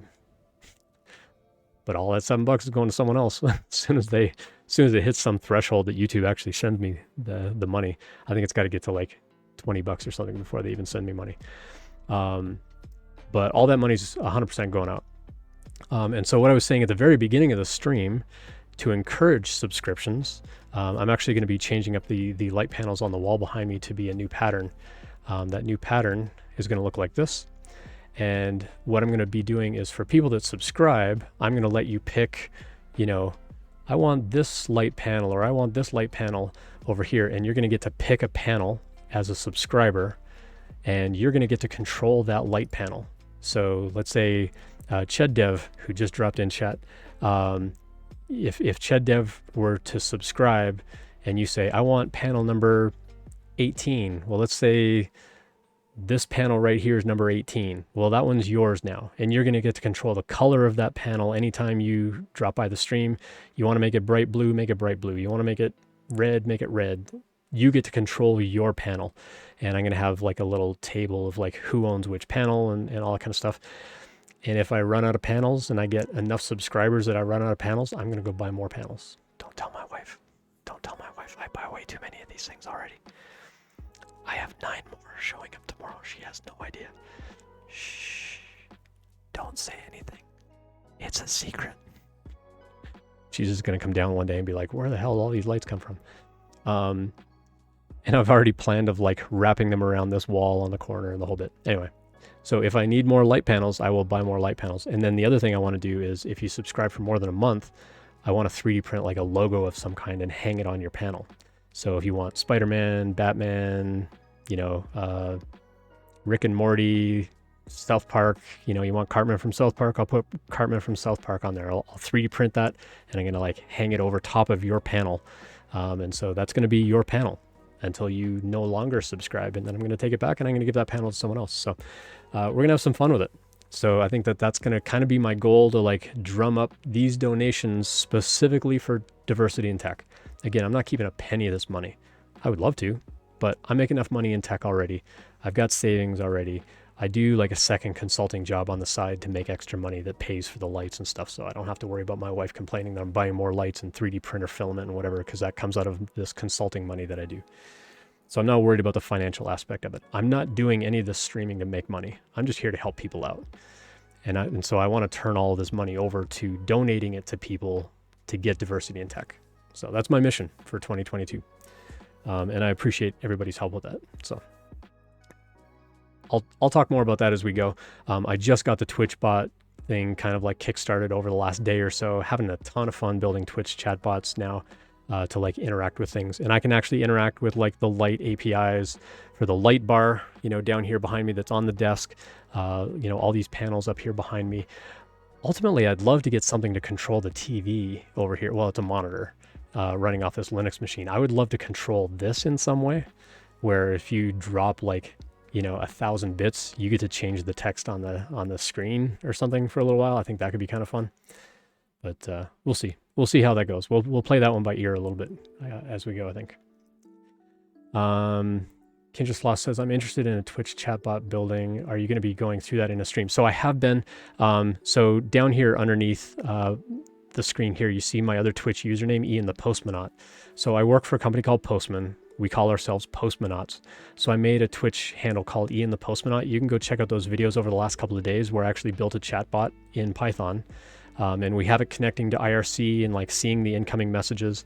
And the one that I did today was watching when Stream Elements does a giveaway, that it watches for who won the giveaway. And let's say that GGBav won the giveaway. It's then going to wait for GGBav to actually write something in the chat that says, hey, I'm here, and give them like a 2-minute window. Like when I pick you as a winner, you've got 2 minutes to say something in chat or I'm going to redraw and give it to someone else. And instead, I'm going to make you sit on this stuck camera on the screen because you lost.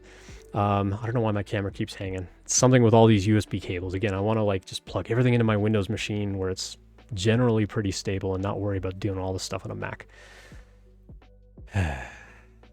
We'll get there. One day we'll get there. And so that giveaway is actually going to be, while I'm here, I'm gonna do another shout out. So shout out to Loyal Moses. So Loyal Moses has a 3D printing community here on Twitch. He gives away 3D printing filament from this company, Polymaker. He gives away their filament Monday, Wednesday, and Friday. Tomorrow, he's giving away 2 3D printers.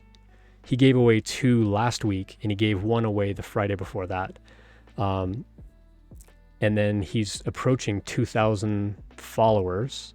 He made like partner level on Twitch in less than 6 months. So he had never streamed before. He made affiliate like immediately.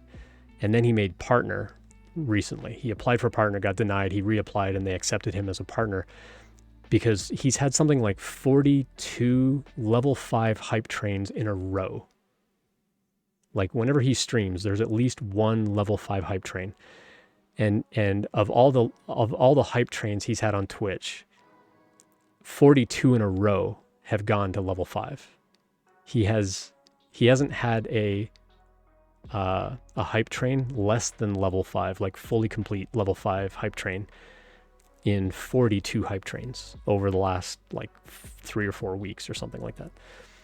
So it's ridiculous. Like the community that he builds over there is just amazing and fantastic, and they are willing to help drive money into his stream so that he can turn around and give away 3D printers, 3D filament. He's got like affiliate deals and sponsorships and all this stuff around 3D printing. So go check out his stream. Tomorrow he's giving away 2 3D printers. And I want to say, is it 5 or 10 spools of filament? He's giving away a ton of stuff on his stream tomorrow.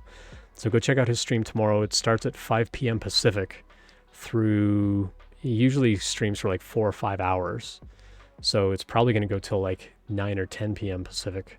And then he like usually goes and raids someone else after that. So if you're interested in getting into 3D printing, you got a really good chance because he's doing a thing tomorrow where if you have never owned a 3D printer, one of the 2 printers that he's giving away tomorrow is only for people that don't already have a printer. The other printer is going to just whoever enters the contest. So it's going to be really interesting. He's going to give that away and then a bunch of filament and stuff like that. He's also got a Discord server and he gives away filament in the Discord server too, just to kind of like build up those communities and stuff like that. So it's pretty fantastic. Chris Perillo, who we've also rated on here before. We'll give a shout out to Chris. Chris Perillo, spell his name right. Chris is actually streaming right now. You can go check out Chris's stream. He also does giveaways. And I think he does giveaways on Mondays and Fridays. I think on Monday he gives away printed solid filament, and on Friday he gives away Polymaker filament, or vice versa. Subsector 3D, who sometimes drops by the stream here, she also gives away Polymaker filament. So like Polymaker is like a fantastic sponsor. Like they'll come in and they'll just start dropping sponsorships on people to like give away their filament. So it's pretty fun. Which just followed my other Twitch channel. Appreciate that. So I typically stream on there just on Tuesdays, but this week I've streamed almost every day, and I'm probably going to stream again tomorrow and work a little bit more on the Twitch chatbot. Basically, what I had the Twitch chatbot doing for work is actually interacting with Postman to actually go run actual APIs. So you could do like Bang API, weather, Denver, Colorado, and it would actually go hit an API through Postman to go look up the weather and then report it back in chat like, hey, Witch, you wanted the weather in Denver. It's currently like 50 degrees Fahrenheit or whatever.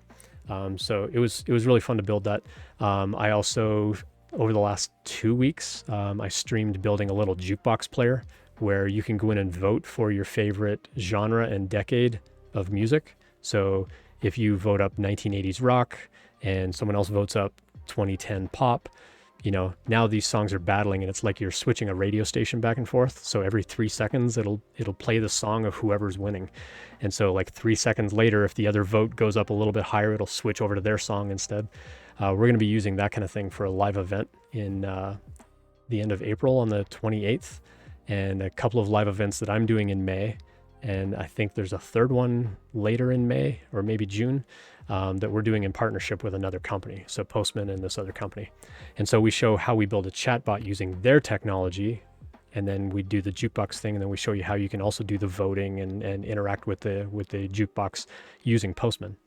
So that kind of stuff is like amazingly fun. So that's the kind of stuff I nerd out on my work channel. Is I do a lot of live coding and a lot of how to use Postman, how to use other people's services and things like that. So go check out that stream. It's a lot of fun. And I'm like this close to hitting affiliate.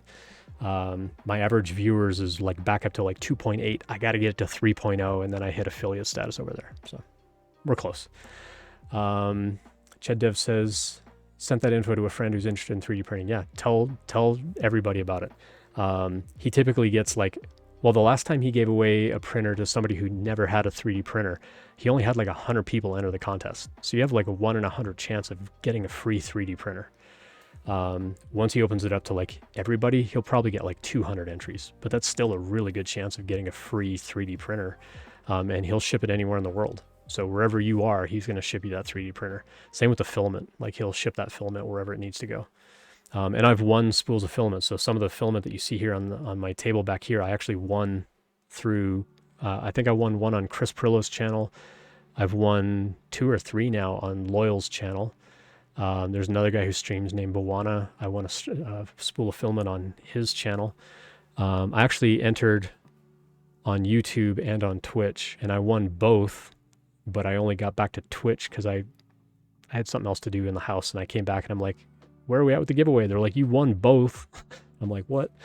But because I was only there to answer for Twitch or whatever, then I only won 1 spool. But that's fine. I'm still waiting for that one to come in, but pretty excited that, you know, you can win free stuff on Twitch that's worth like 20, 30 bucks for a spool of that filament. It's worth like 25, 30 bucks.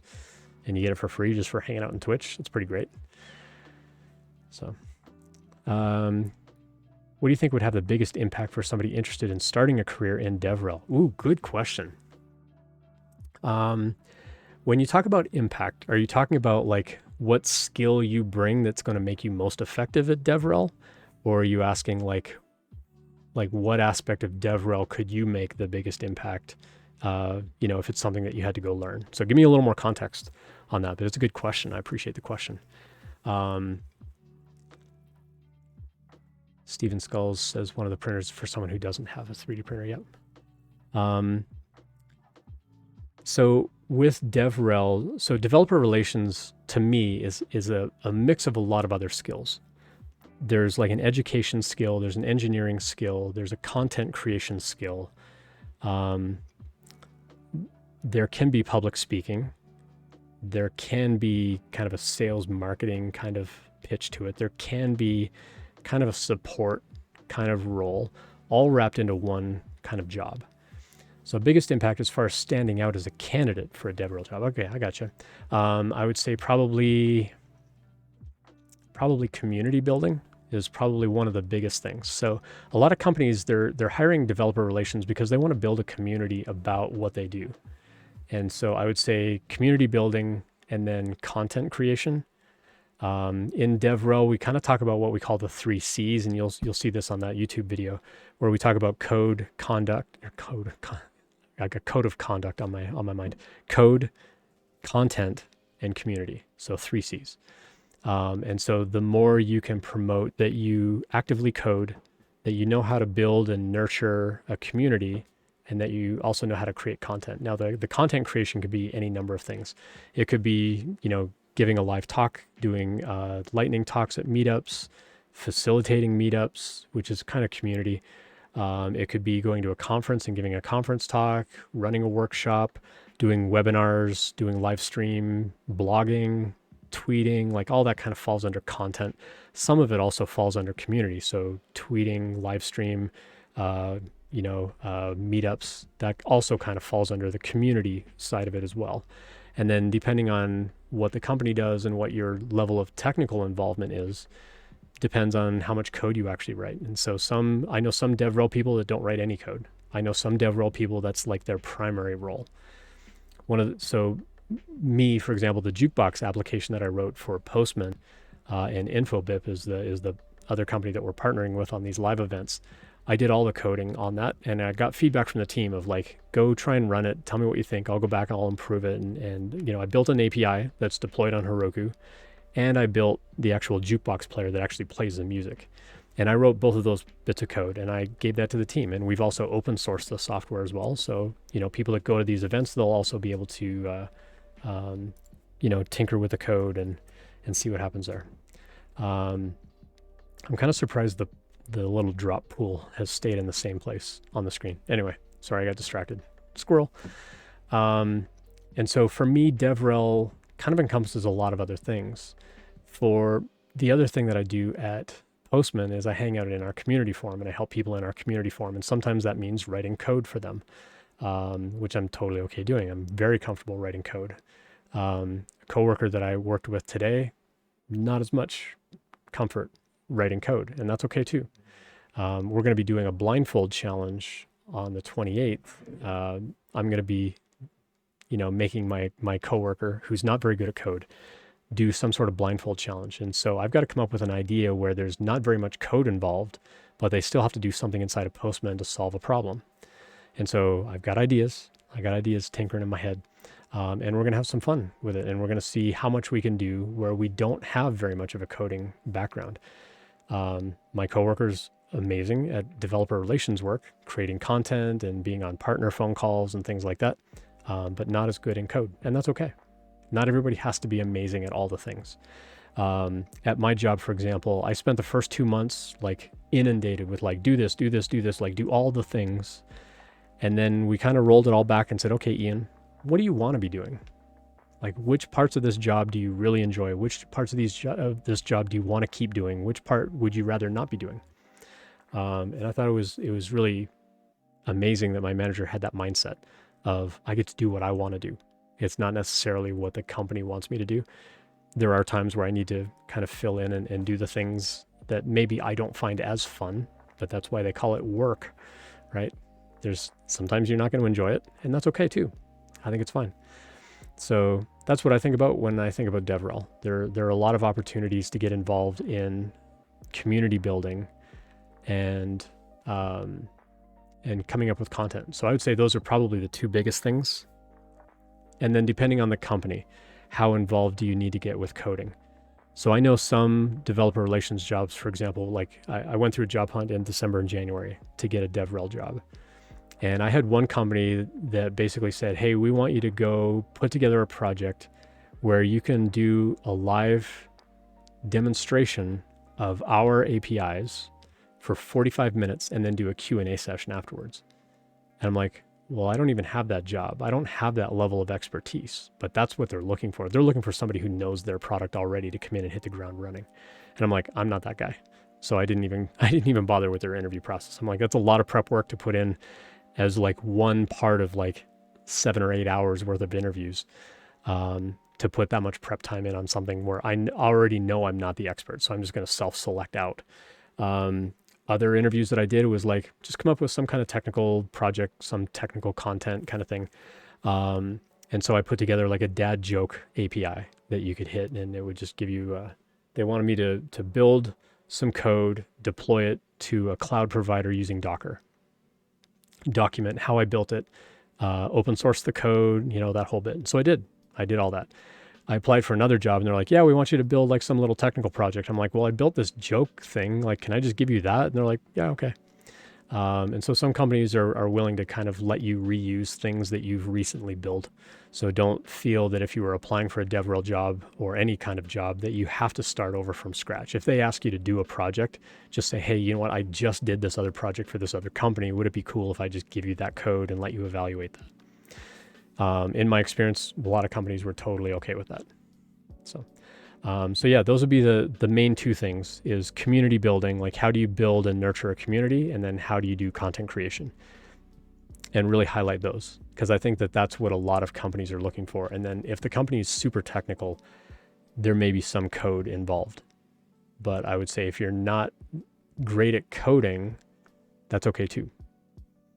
I would say let me qualify it this way. The 3 C's, if you're good at any 2 of them, you can probably get a job in DevRel. So if you're good at code and community, not so much on content, you can still get a job. If you're good at coding and content, but you've never really done community, you can probably still get that job. So yeah. But I would try to be good at 2 of those 3 things. I think that'll help you stand out. If you get all 3, if you're really good at all 3, you know, you're kind of a shoe-in for any job. And by the way, we're hiring for developer relations at Postman. So drop a resume in, or send me a resume and I'll submit it. If you're interested. It's a great place to work. I love my job. It's fantastic. Cool. I've been going for a little over an hour and a half. This is usually about where I would start to wrap up and start to find somebody to go raid.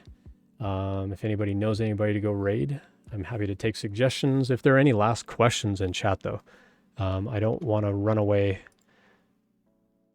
without having giving you all the opportunity to ask questions. So if you have other questions, feel free to drop those in into chat. Otherwise, I'm going to go start hunting for somebody to go raid. Oh, big long question. Awesome. Carslark, do you have any specific advice for somebody trying to get into tech that does not have a bachelor's degree? I have an associate's in computer science at the moment, with classes like calc, data structures, linear algebra, and so on. But I'm not confident that's impressive enough. My current strategy is to be building a few full stack projects that I'm proud of before starting the job search and technical interview prep in earnest. Cool. Nope, never apologize for long questions. I love long questions. It gives me a lot more context to answer. And before I do that, Which says, it seems like community might be the hardest to start from scratch. Yeah, for a lot of companies, starting a community where they have not yet had community is a lot harder for them to get started. A lot of companies will have content, like they'll already have blog articles, they may already have some open source. Whether they have community around that is another thing. And so some companies want to hire developer relations just to raise that awareness. So that's something to keep in mind there.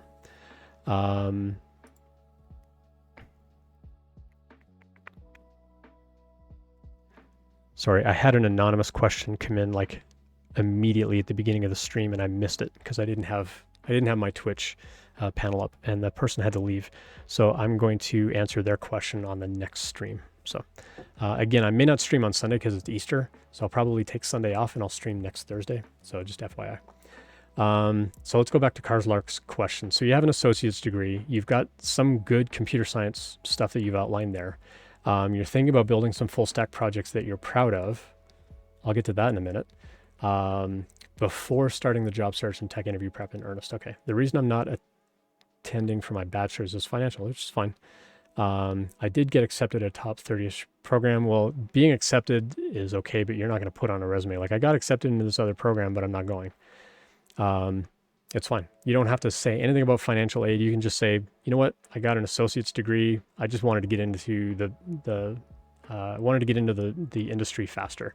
So I didn't want to bother with a 4-year degree. I've got the skills that I need to go get the job.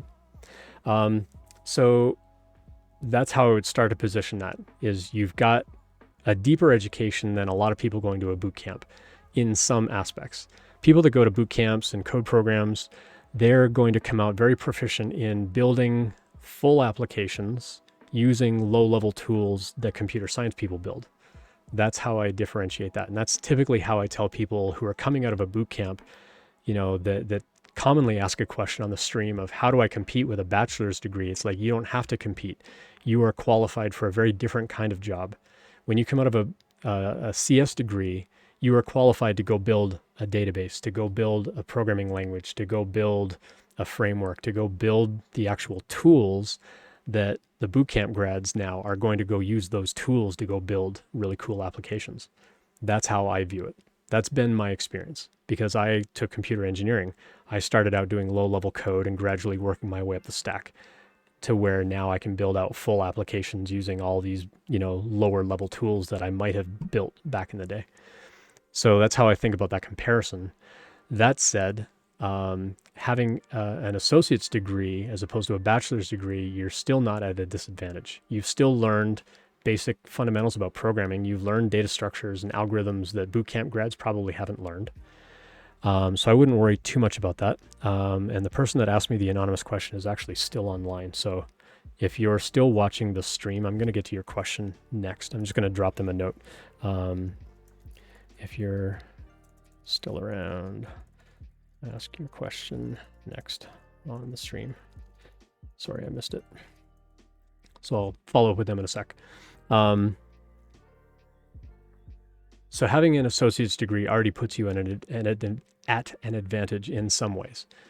As far as building projects I will be proud of, I would say start building out projects that are specifically targeted to the companies where you want to apply to work. Building a project that you find is fun is okay. It's good to have a passion project. I would do one passion project. I would then focus on building projects that look like the companies that where you want to apply. Or if you want to go work at a company who has an API, go build a project that talks to their API. If they build a front-end library, go build a front-end project that uses their library, because then your introduction to that company is completely different. You are now applying for that job saying, hey, I'm not just Karslark who happens to have technical skill. I am a user of your software. I love this software so much. I want to come be a part of the team. Totally changes that introduction. And you need to build more than just an afternoon kind of project. Like, you're going to need to spend some significant time, like really diving into what is that API really capable of? What are different aspects of that library or tool that they've built, or things like that. Or if you want to build a website or like an application similar to what you think that company does. So for example, when I was a director of engineering at a company where our focus was on energy conservation. We wanted to teach consumers how to use less energy, less electricity, less gas, less water, because we would work with energy companies who were paid incentives by the government to get people to lower their usage. It was kind of win-win for everybody, because at the end of the day, you got a lower energy bill. We got paid from the energy company, and then the energy company now has lower overall usage, to where now they can apply to the government to say, okay, cool, now we want to expand out and build this other neighborhood. Because to go build another neighborhood, they can't just magically start creating more energy.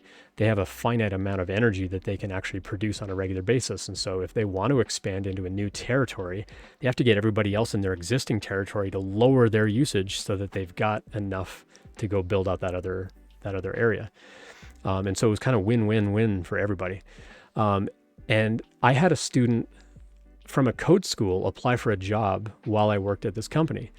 And they were really passionate about energy saving and energy conservation and things like that, and built a project very similar to what we did, around how can we teach people about what it means to use less electricity and lower your carbon footprint and all this kind of stuff. It was a great project. They had a lot of passion, and I was excited to go, actually sit down and have a coffee with them and talk to them about this project. And as we're talking, I'm like, okay, well, cool. Well, show me your portfolio of projects. Let me see what else you've built. And they said, well, that's the only project I've built. I'm like, okay, well, it's not the greatest thing. I would love to see more than one code sample that shows me how to code. And so I was quizzing them about other things, and their technical competency was okay. It was like a 9-week code school though. So their amount of technical knowledge was really low. And I said, okay, well, if I bring you on the team though, I have to make sure that you can kind of hit the ground running. Tell me what you know about software testing. And they said, well, we actually had a half-hour class out of a 9-week program. We had a half-hour class where our professor said, this is something you're going to learn on the job. And I'm like, sorry, I can't hire you. Because, because you're lacking all these other things, I need you to have at least one strong skill coming into the job. And right now you're kind of like half skill on all of the things. And I'm like, I need you to be strong in at least one area. Like, yeah, you can code, but you've only got one project. And yeah, you've got technical knowledge, but it was limited because you're only in a 9-week program. You're only going to learn a certain amount of things, and like hands-on practical things. Didn't really know Git, didn't really know software testing. And there was something else that slips my mind right now. I'm like, these are like fundamental things. Like, I need you to have some of this to come in and hit the ground running. Otherwise, my senior level devs are going to be spending a whole lot more time supporting you and like building you up to get you to a point where you're going to be effective on the team. And so I had to pass on them as a as a candidate, and it kind of broke my heart a little bit because they had all the passion in the world, but they didn't have nearly enough technical skill. So all that to say, what projects should you actually go build? If you build a project similar to what that company does, that can be good, but I think you're on the right track where you want to build multiple projects. But they shouldn't necessarily just be passion projects. Like you mentioned, you want to build some projects that you're proud of, that you're excited to go build. I would also go build projects that are going to really gain the interest of these companies where you want to go apply for a job. So depending on who the company is. So you're welcome, if you want, reach out to me on LinkedIn. Here's my LinkedIn profile. Connect with me on LinkedIn and let's chat a little bit more about the kinds of companies where you want to apply or the kinds of industries where you could see yourself working. Let's come up with some project ideas. Let me just brainstorm with you for like a half hour and just say, what about a project that does this? What about this? What about this? What about this? What about this? Take like 2 or 3 of those project ideas and start building those. That's also going to lead into things like company research and frozen cameras. Elgato, you're killing me. This camera's supposed to be amazing and it keeps glitching on me. Figure out which of those projects you want to build. And then that's going to lead into company research around like what companies do you want to work at, because that's going to narrow down like how you build that project or what color scheme you even use on that project or what APIs to use or what libraries to go use or what technologies to use and things like that. It'll help you narrow that down. So connect with me on LinkedIn. Let's chat about that. Cool. Let me get to this other anonymous question that I got. Let me go read it real quick. I'm a new grad, just wrapping up my first year at my company. Awesome. Good for you. I started interviewing a month or so ago, very casually, to measure my skill and keep sharp. Great. I got an offer. Yeah. Woo. Blinky lights. I always love when people get offers. For a slight compensation boost, to my surprise. However, now I'm kind of anxious about taking it because my current job is pretty relaxed. I like my manager, my team, my work for the most part. Yeah, that's why they call it work. I know I should probably take the opportunity to move my career forward, but I'm worried about the risk of not liking my new job. Any advice? So this is kind of a grass is greener on the other side of the fence, but what if once I get over there, I realize what I gave up? I can share experience about that. Been lurking in the stream. I got to take off. I'll check the VOD for a response. Actually, I was just able to tune back in. Cool. So yeah, I appreciate that you were able to come back and I can address this. Yeah. So how do you know whether the job you wanted or the job you're about to take is better than the job that you're leaving? That's a tough call.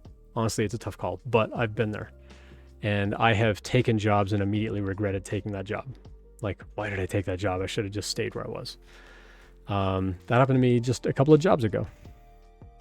I left a job to go back to a previous job. So I was working at a company. I left there to go take another job. I left that company to go back to the other company, and it was a horrible mistake. I shouldn't have done it. I should have stayed where I was. And it's the whole like hindsight is 20/20, as we say. That you always have perfect vision looking backwards. But we don't always have perfect vision looking ahead of like, what's this job actually going to be like? This is where getting to know the company makes a big deal. But at this point, they've already made you an offer. And so you don't want to delay too much on the offer, but you are going to have to find out a little bit more of what is the culture of the company? What's it actually like day to day? What I would do is I would reach out to the manager and say, hey, could I do like a quick call with like 2 of your engineers and just ask them what their typical day to day is like? So that you can ask some very hard questions of what's your process for picking work, doing the work, deploying that work. What do you like about that process? What drives you nuts about that process? What would you change if you could? Why haven't you changed it? Is there bureaucracy in the way that you can't change how you do any of that work? Because that'll kind of show you like how management works and things like that. I would ask some very hard questions of those engineers. I would ask them what their day-to-day is actually like. Like, what time do you start? What time do you end? How many hours in a week would you say you put in on average? How much time off do you take? How hard is it to take time off? Ask those kinds of questions and then decide, do I want to take the job? You can kind of compare that to what you already have.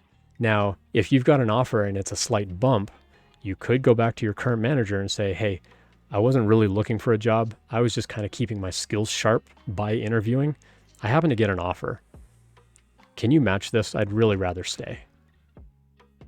You could ask. The worst they'll say is we can't match it. But they may come back and go, yeah, okay, we need to keep you. Worst cases are like, nah, get out. You jerk. You went and interviewed. Clearly you wanted another job, so just get out. I have seen that happen to people where they're like, hey, I got a job. I'd really rather stay. They're like, we'd really rather you leave since you got that other job offer. That's why you don't lie about having a job offer. I could regale stories of my job hunt in January as well, where I had offers and I went to a company and they're like, well, we were kind of on the fence. We decided not to move forward with you. It's like, that's fine. I already got these other offers. But if I had lied and that was the only company I was interviewing at and now I don't get an offer from them, now I'm stuck. I had no offers. But in my case, I had 6 job offers. And I went back to this company and be like, hey, I got a bunch of offers. Your company's kind of cool though. Like, what else is needed in your process? And they're like, we're just not going to bother. You got plenty of offers to pick from. Just go pick one. I'm like, all right, see ya. And I took one and I loved that job. So you never want to lie about having an offer, but you could go to your company and say, hey, I've got a competing offer. It's for a little bit more money. I'd really rather stay. Can you at least match this? Because I like the environment here. I like the team. I like the vibe. I'd really rather stay. But I realize that my skills are clearly worth more money. Can you match this? Or are there responsibilities that I can work towards to be worth that in the company's eyes? Worst they'll say is no. And you've got a job offer and you can leave and you can go take that other job. But if it's really chill and they like you there, then ask if they'll pay you more to stay. It costs money to hire somebody new. I've said this on the stream a couple of times over recent episodes. It costs anywhere from $10,000 to $30,000 to hire somebody new. If you're going to come to me and say, hey, I want to make $10,000 more, I'd rather pay you that $10,000 than pay $30,000 to hire somebody new who's going to come in who has no knowledge and I've got to start training them all over again. You've at least got domain knowledge. You've got experience on the platform. You've got experience with the team. You know our process. I'd rather just pay you $10,000 more to stay. Some people are like, oh, you shouldn't do that because if the company starts paying you more, they're really going to start looking for someone to replace you later anyway. And I would say in today's market, not so much. I think companies are way more willing to retain you as an employee if you have that communication up front and say, I'd really rather stay. Can we work this out? I think companies are going to be a lot more open to that than if you just walk in and be like, all right, next Friday is my last day because I got this other job. And they're like, what? We had no idea you wanted to leave. Like, we could have worked something out. So having honest, open communication with your manager and just say, hey, I wasn't really seriously looking. I was just kind of keeping my skills sharp by interviewing and just going through technical challenges. One of them turned into an offer and it's more than I make here. Can we work something out where I make that money here because I'd really rather stay? Like after having interviewed, I could go take that job, but I'd really rather stay here because I like the team. I like working with you. Like make it sound really amazing that you really do want to stay there and see what they say. If they say we really can't match that, go take the other job then, because you're going to make more money. You're going to learn more. You're going to stretch and grow, and you're going to do great things there the same way that you've been doing great things at your current job. But don't hold out at a job where you're making less money when you know you could be making more money. At the end of the day, you have to advocate for your career. You're the only one that's going to do it. Your boss isn't necessarily going to walk by the finance department and go, you know what? I don't think we're paying that person enough money. Can we pay them more money? That's just not magically going to happen. You need to advocate to explain why you're worth more money. And if you can do that by saying, hey, I've got another offer, I'm clearly worth more money, then they can't argue. You may have to show them the offer to prove it. Like, again, you don't want to just lie. You don't want to just bold-faced lie and be like, oh yeah, I got this offer for like $50K more. They'd be like, see ya, enjoy that job then. But if you go in and be like, hey, it's only a little bit more, I'd really rather stay, I would bet that they're willing to keep you and that they'll pay you that additional money and they'll at least match the offer. So I would ask. It's EIT. It's IT. That's how I'm going to pronounce it anyway. Welcome to the stream. How's it going? I'm Ian Douglas. I'm the author of this website, Tech Interview Guide. Thanks for dropping by. Appreciate you dropping by. I was actually just wrapping up, but I appreciate the follow very much. I'm always curious how people find the stream, and a couple folks were just talking about like randomly happening by. I always really appreciate that. I do a lot of live coding as well on my account that you'll see down here, Ian the Postmanaut. So you can go give that account a follow. I do a lot of live coding on there, a lot of Python and interesting stuff. I'm building out Twitch chatbots and stuff over there. I'm going to be doing some live streaming on this account, probably some evenings and so on. But my Sunday morning and my Thursday night streams are just interview related. But I do want to get into more like live coding, maybe occasional gaming, like just do some fun stuff. But I definitely want to nerd out on the lights and, finding subscribers and letting you all control the lights and things like that. So I'm looking forward to like building that stuff out a little bit more and getting feedback from all of you around how we build that stuff out. And so I will definitely announce like, hey, like Thursday and Sunday is interview prep only. All of the other times that you see this account streaming, I'm going to be like building fun stuff. But if you want to go follow Ian the Postmanaut, that's my work account. I work at a company called Postman. You can definitely come watch me do developer relations type work where I do a little bit of coding, content creation. I'm building out workshops right now. And I'm having a ton of fun with that. I also nerd out on 3D printing. You'll see a bunch of 3D printing stuff here behind me. I've got 3D printers. I occasionally will have a 3D printer like camera on the screen. I don't right now, but I did make a Riker cam. So my dog is not in his kennel right now, but I do have like a little Riker cam set up that when my yellow lab is in his kennel, you will actually see him in there. I promise. He's just not hanging out because my basement is freezing cold tonight. But yeah, thanks for hanging out. Ched Dev says in chat, I had a friend who tried to get a matched offer, but it was at a startup, and they said, "Oh, good.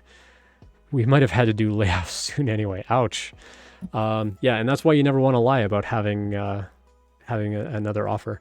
One startup I went to, they were trying to hire 3 roles at really reduced pay, and I'm like, Whipch asked, "Is it the Elgato face cam that keeps freezing?" Yes, but I think it's all of the USB hubs because I've got hubs plugged into ports and going through KVMs and everything else because I got multiple systems here. I just need to simplify my system here. But yeah, it's the Elgato face cam. It's a great camera. It's just glitching on me tonight, and I suspect it's a USB hub that I got recently that's like a little glitchy because it doesn't work hardly at all on my Mac. I'll get it figured out. But yeah, the startup that I wanted to go work at, they were hiring 3 developer roles in Amsterdam for like 30, 40K each. And I'm like, well, I'm over here in America. Why don't you pay me, X amount of dollars? I'm going to do all of those jobs together. And they're like, really? Like, yeah. And I did. By the time I left that job, I counted 15 different roles that I was doing, where they were paying me pretty good money. But I was doing 15 different things between SDK management, community management, doing IT work around the office. I was doing security audits for like contractors and, taking care of our internet bandwidth, to running to Costco and like stocking the snack machines and the whole bit. I think the only thing that wasn't on my list was like janitorial duties, but that's life at a startup. You do a little bit of everything. But yeah, I mean, one of the things that they told me is like, this is a lot of money for you to ask us to pay, being at a startup. It's like, I get it, but I'm bringing a lot of value to the company. And if you can show them the value that you bring, they can't argue with it. If you show them this is the market rate for having these skills, like you need to pay me that much money. As long as you're showing that value, they can't argue with it. So the anonymous question that I answered earlier said, thanks for the detailed answer. I don't know if I've got the time to reach out to my potential new manager, but you can try and have that conversation with the current one. Yep, cool. I'll try and give you an update. I would love that. So reach out to me on LinkedIn. Again, here's my LinkedIn. So anonymous question asker person, reach out to me on LinkedIn. Let me know that was you. And yeah, let's chat some more because I will help you word those messages and all that kind of stuff. So reaching out to your recruiter and potential new manager, I'll help you write those messages, all that kind of stuff. So reach out on LinkedIn. Cool. Let's go find somebody to raid and we will wrap up for the night. Who can we raid? Got some friends who are doing gaming. Got some friends doing some maker stuff. I think we rated Freckle Science last time. Who else is on? House renovation stuff? Nah. Anybody have anybody that does tech or coding that you trust to send my family-friendly community over to? If you have any suggestions on who we can go raid, drop that in chat for me, please. Otherwise, we'll go see who else is online here. USB port repair. Cool Whips just added me on LinkedIn. Appreciate that. Yeah, I'm glad you found my stream too. I love just helping people out and just offering my perspectives on things. And again, I'm not the only one on the stream. Sometimes I will have guests because I like to hear their perspectives as well. So it's not just some white dude on the internet, you know, giving out opinions. I like to have other people on the stream as well. And you can go find all of those on my YouTube channel. So go check out my YouTube channel. You'll see lots of panels and lots of guests and stuff on there where I really appreciate having their thoughts and perspectives on things. Sometimes we disagree on things like how a resume should be formatted or how to talk to a manager about things. Like sometimes we disagree, and that's okay too. I think it's healthy for all of you to see that there's no one right answer. I'm just one perspective of many. Go listen to many perspectives so you can form your own opinion. That's my best piece of advice on this stream. Share what you know with everybody, but like get advice and help from everybody, and then go do it how you want to do it. So if you ask me for a resume review, I'm going to tell you how I like a resume, but Which is going to look at that resume and go, that's garbage, do it this way. ChedDev is going to look at it and go, nah, maybe change this to this. And like, you're going to have to figure out how you want to build your resume. So go listen to lots of opinions. Don't ever just listen to me. I have opinions. I've looked at like 20,000 resumes over my career, but it doesn't necessarily mean I know the one perfect way to write a resume. I know the one perfect way to write a resume. If I'm the hiring manager and you want me to notice things, then it will definitely stand out. But I'm not a hiring manager. My company is hiring though, so go check out postman.com for jobs. Who can we go raid? Building a crypto-based nope. Already noping out when I see crypto. Trying to build. Ooh, is that a Raspberry Pi robot? I don't know this person. They're building some kind of robot kit. Looks like they've got a robot kit. They're from California. Oh, I have watched their stream before. They do a lot of painting and stuff. Crypt, no, yeah. I have a lot of thoughts and feelings on the environmental impact. It's not that I don't believe in crypto or blockchain. I'm just not a fan of the environmental impact of what it's doing. I have seen recently, though, that some energy companies are looking to repurpose the like the gas that would normally go up in the smokestacks and like just burn off into the atmosphere. They're looking at reclaiming that energy and using that to power like crypto and blockchain and things like that, and actually like use energy that would otherwise go to waste. They're looking at repurposing that. That makes me feel good, but I think that there's still a huge amount of waste in environmental impact and so on. Cool. I think we'll just go raid Midnight Simon. Midnight Simon's a great streamer. They basically grinded leak code for like 5 months straight and got a job at Google, and they are back at it. So we'll go give Midnight Simon a raid. Midnight Simon. Cool.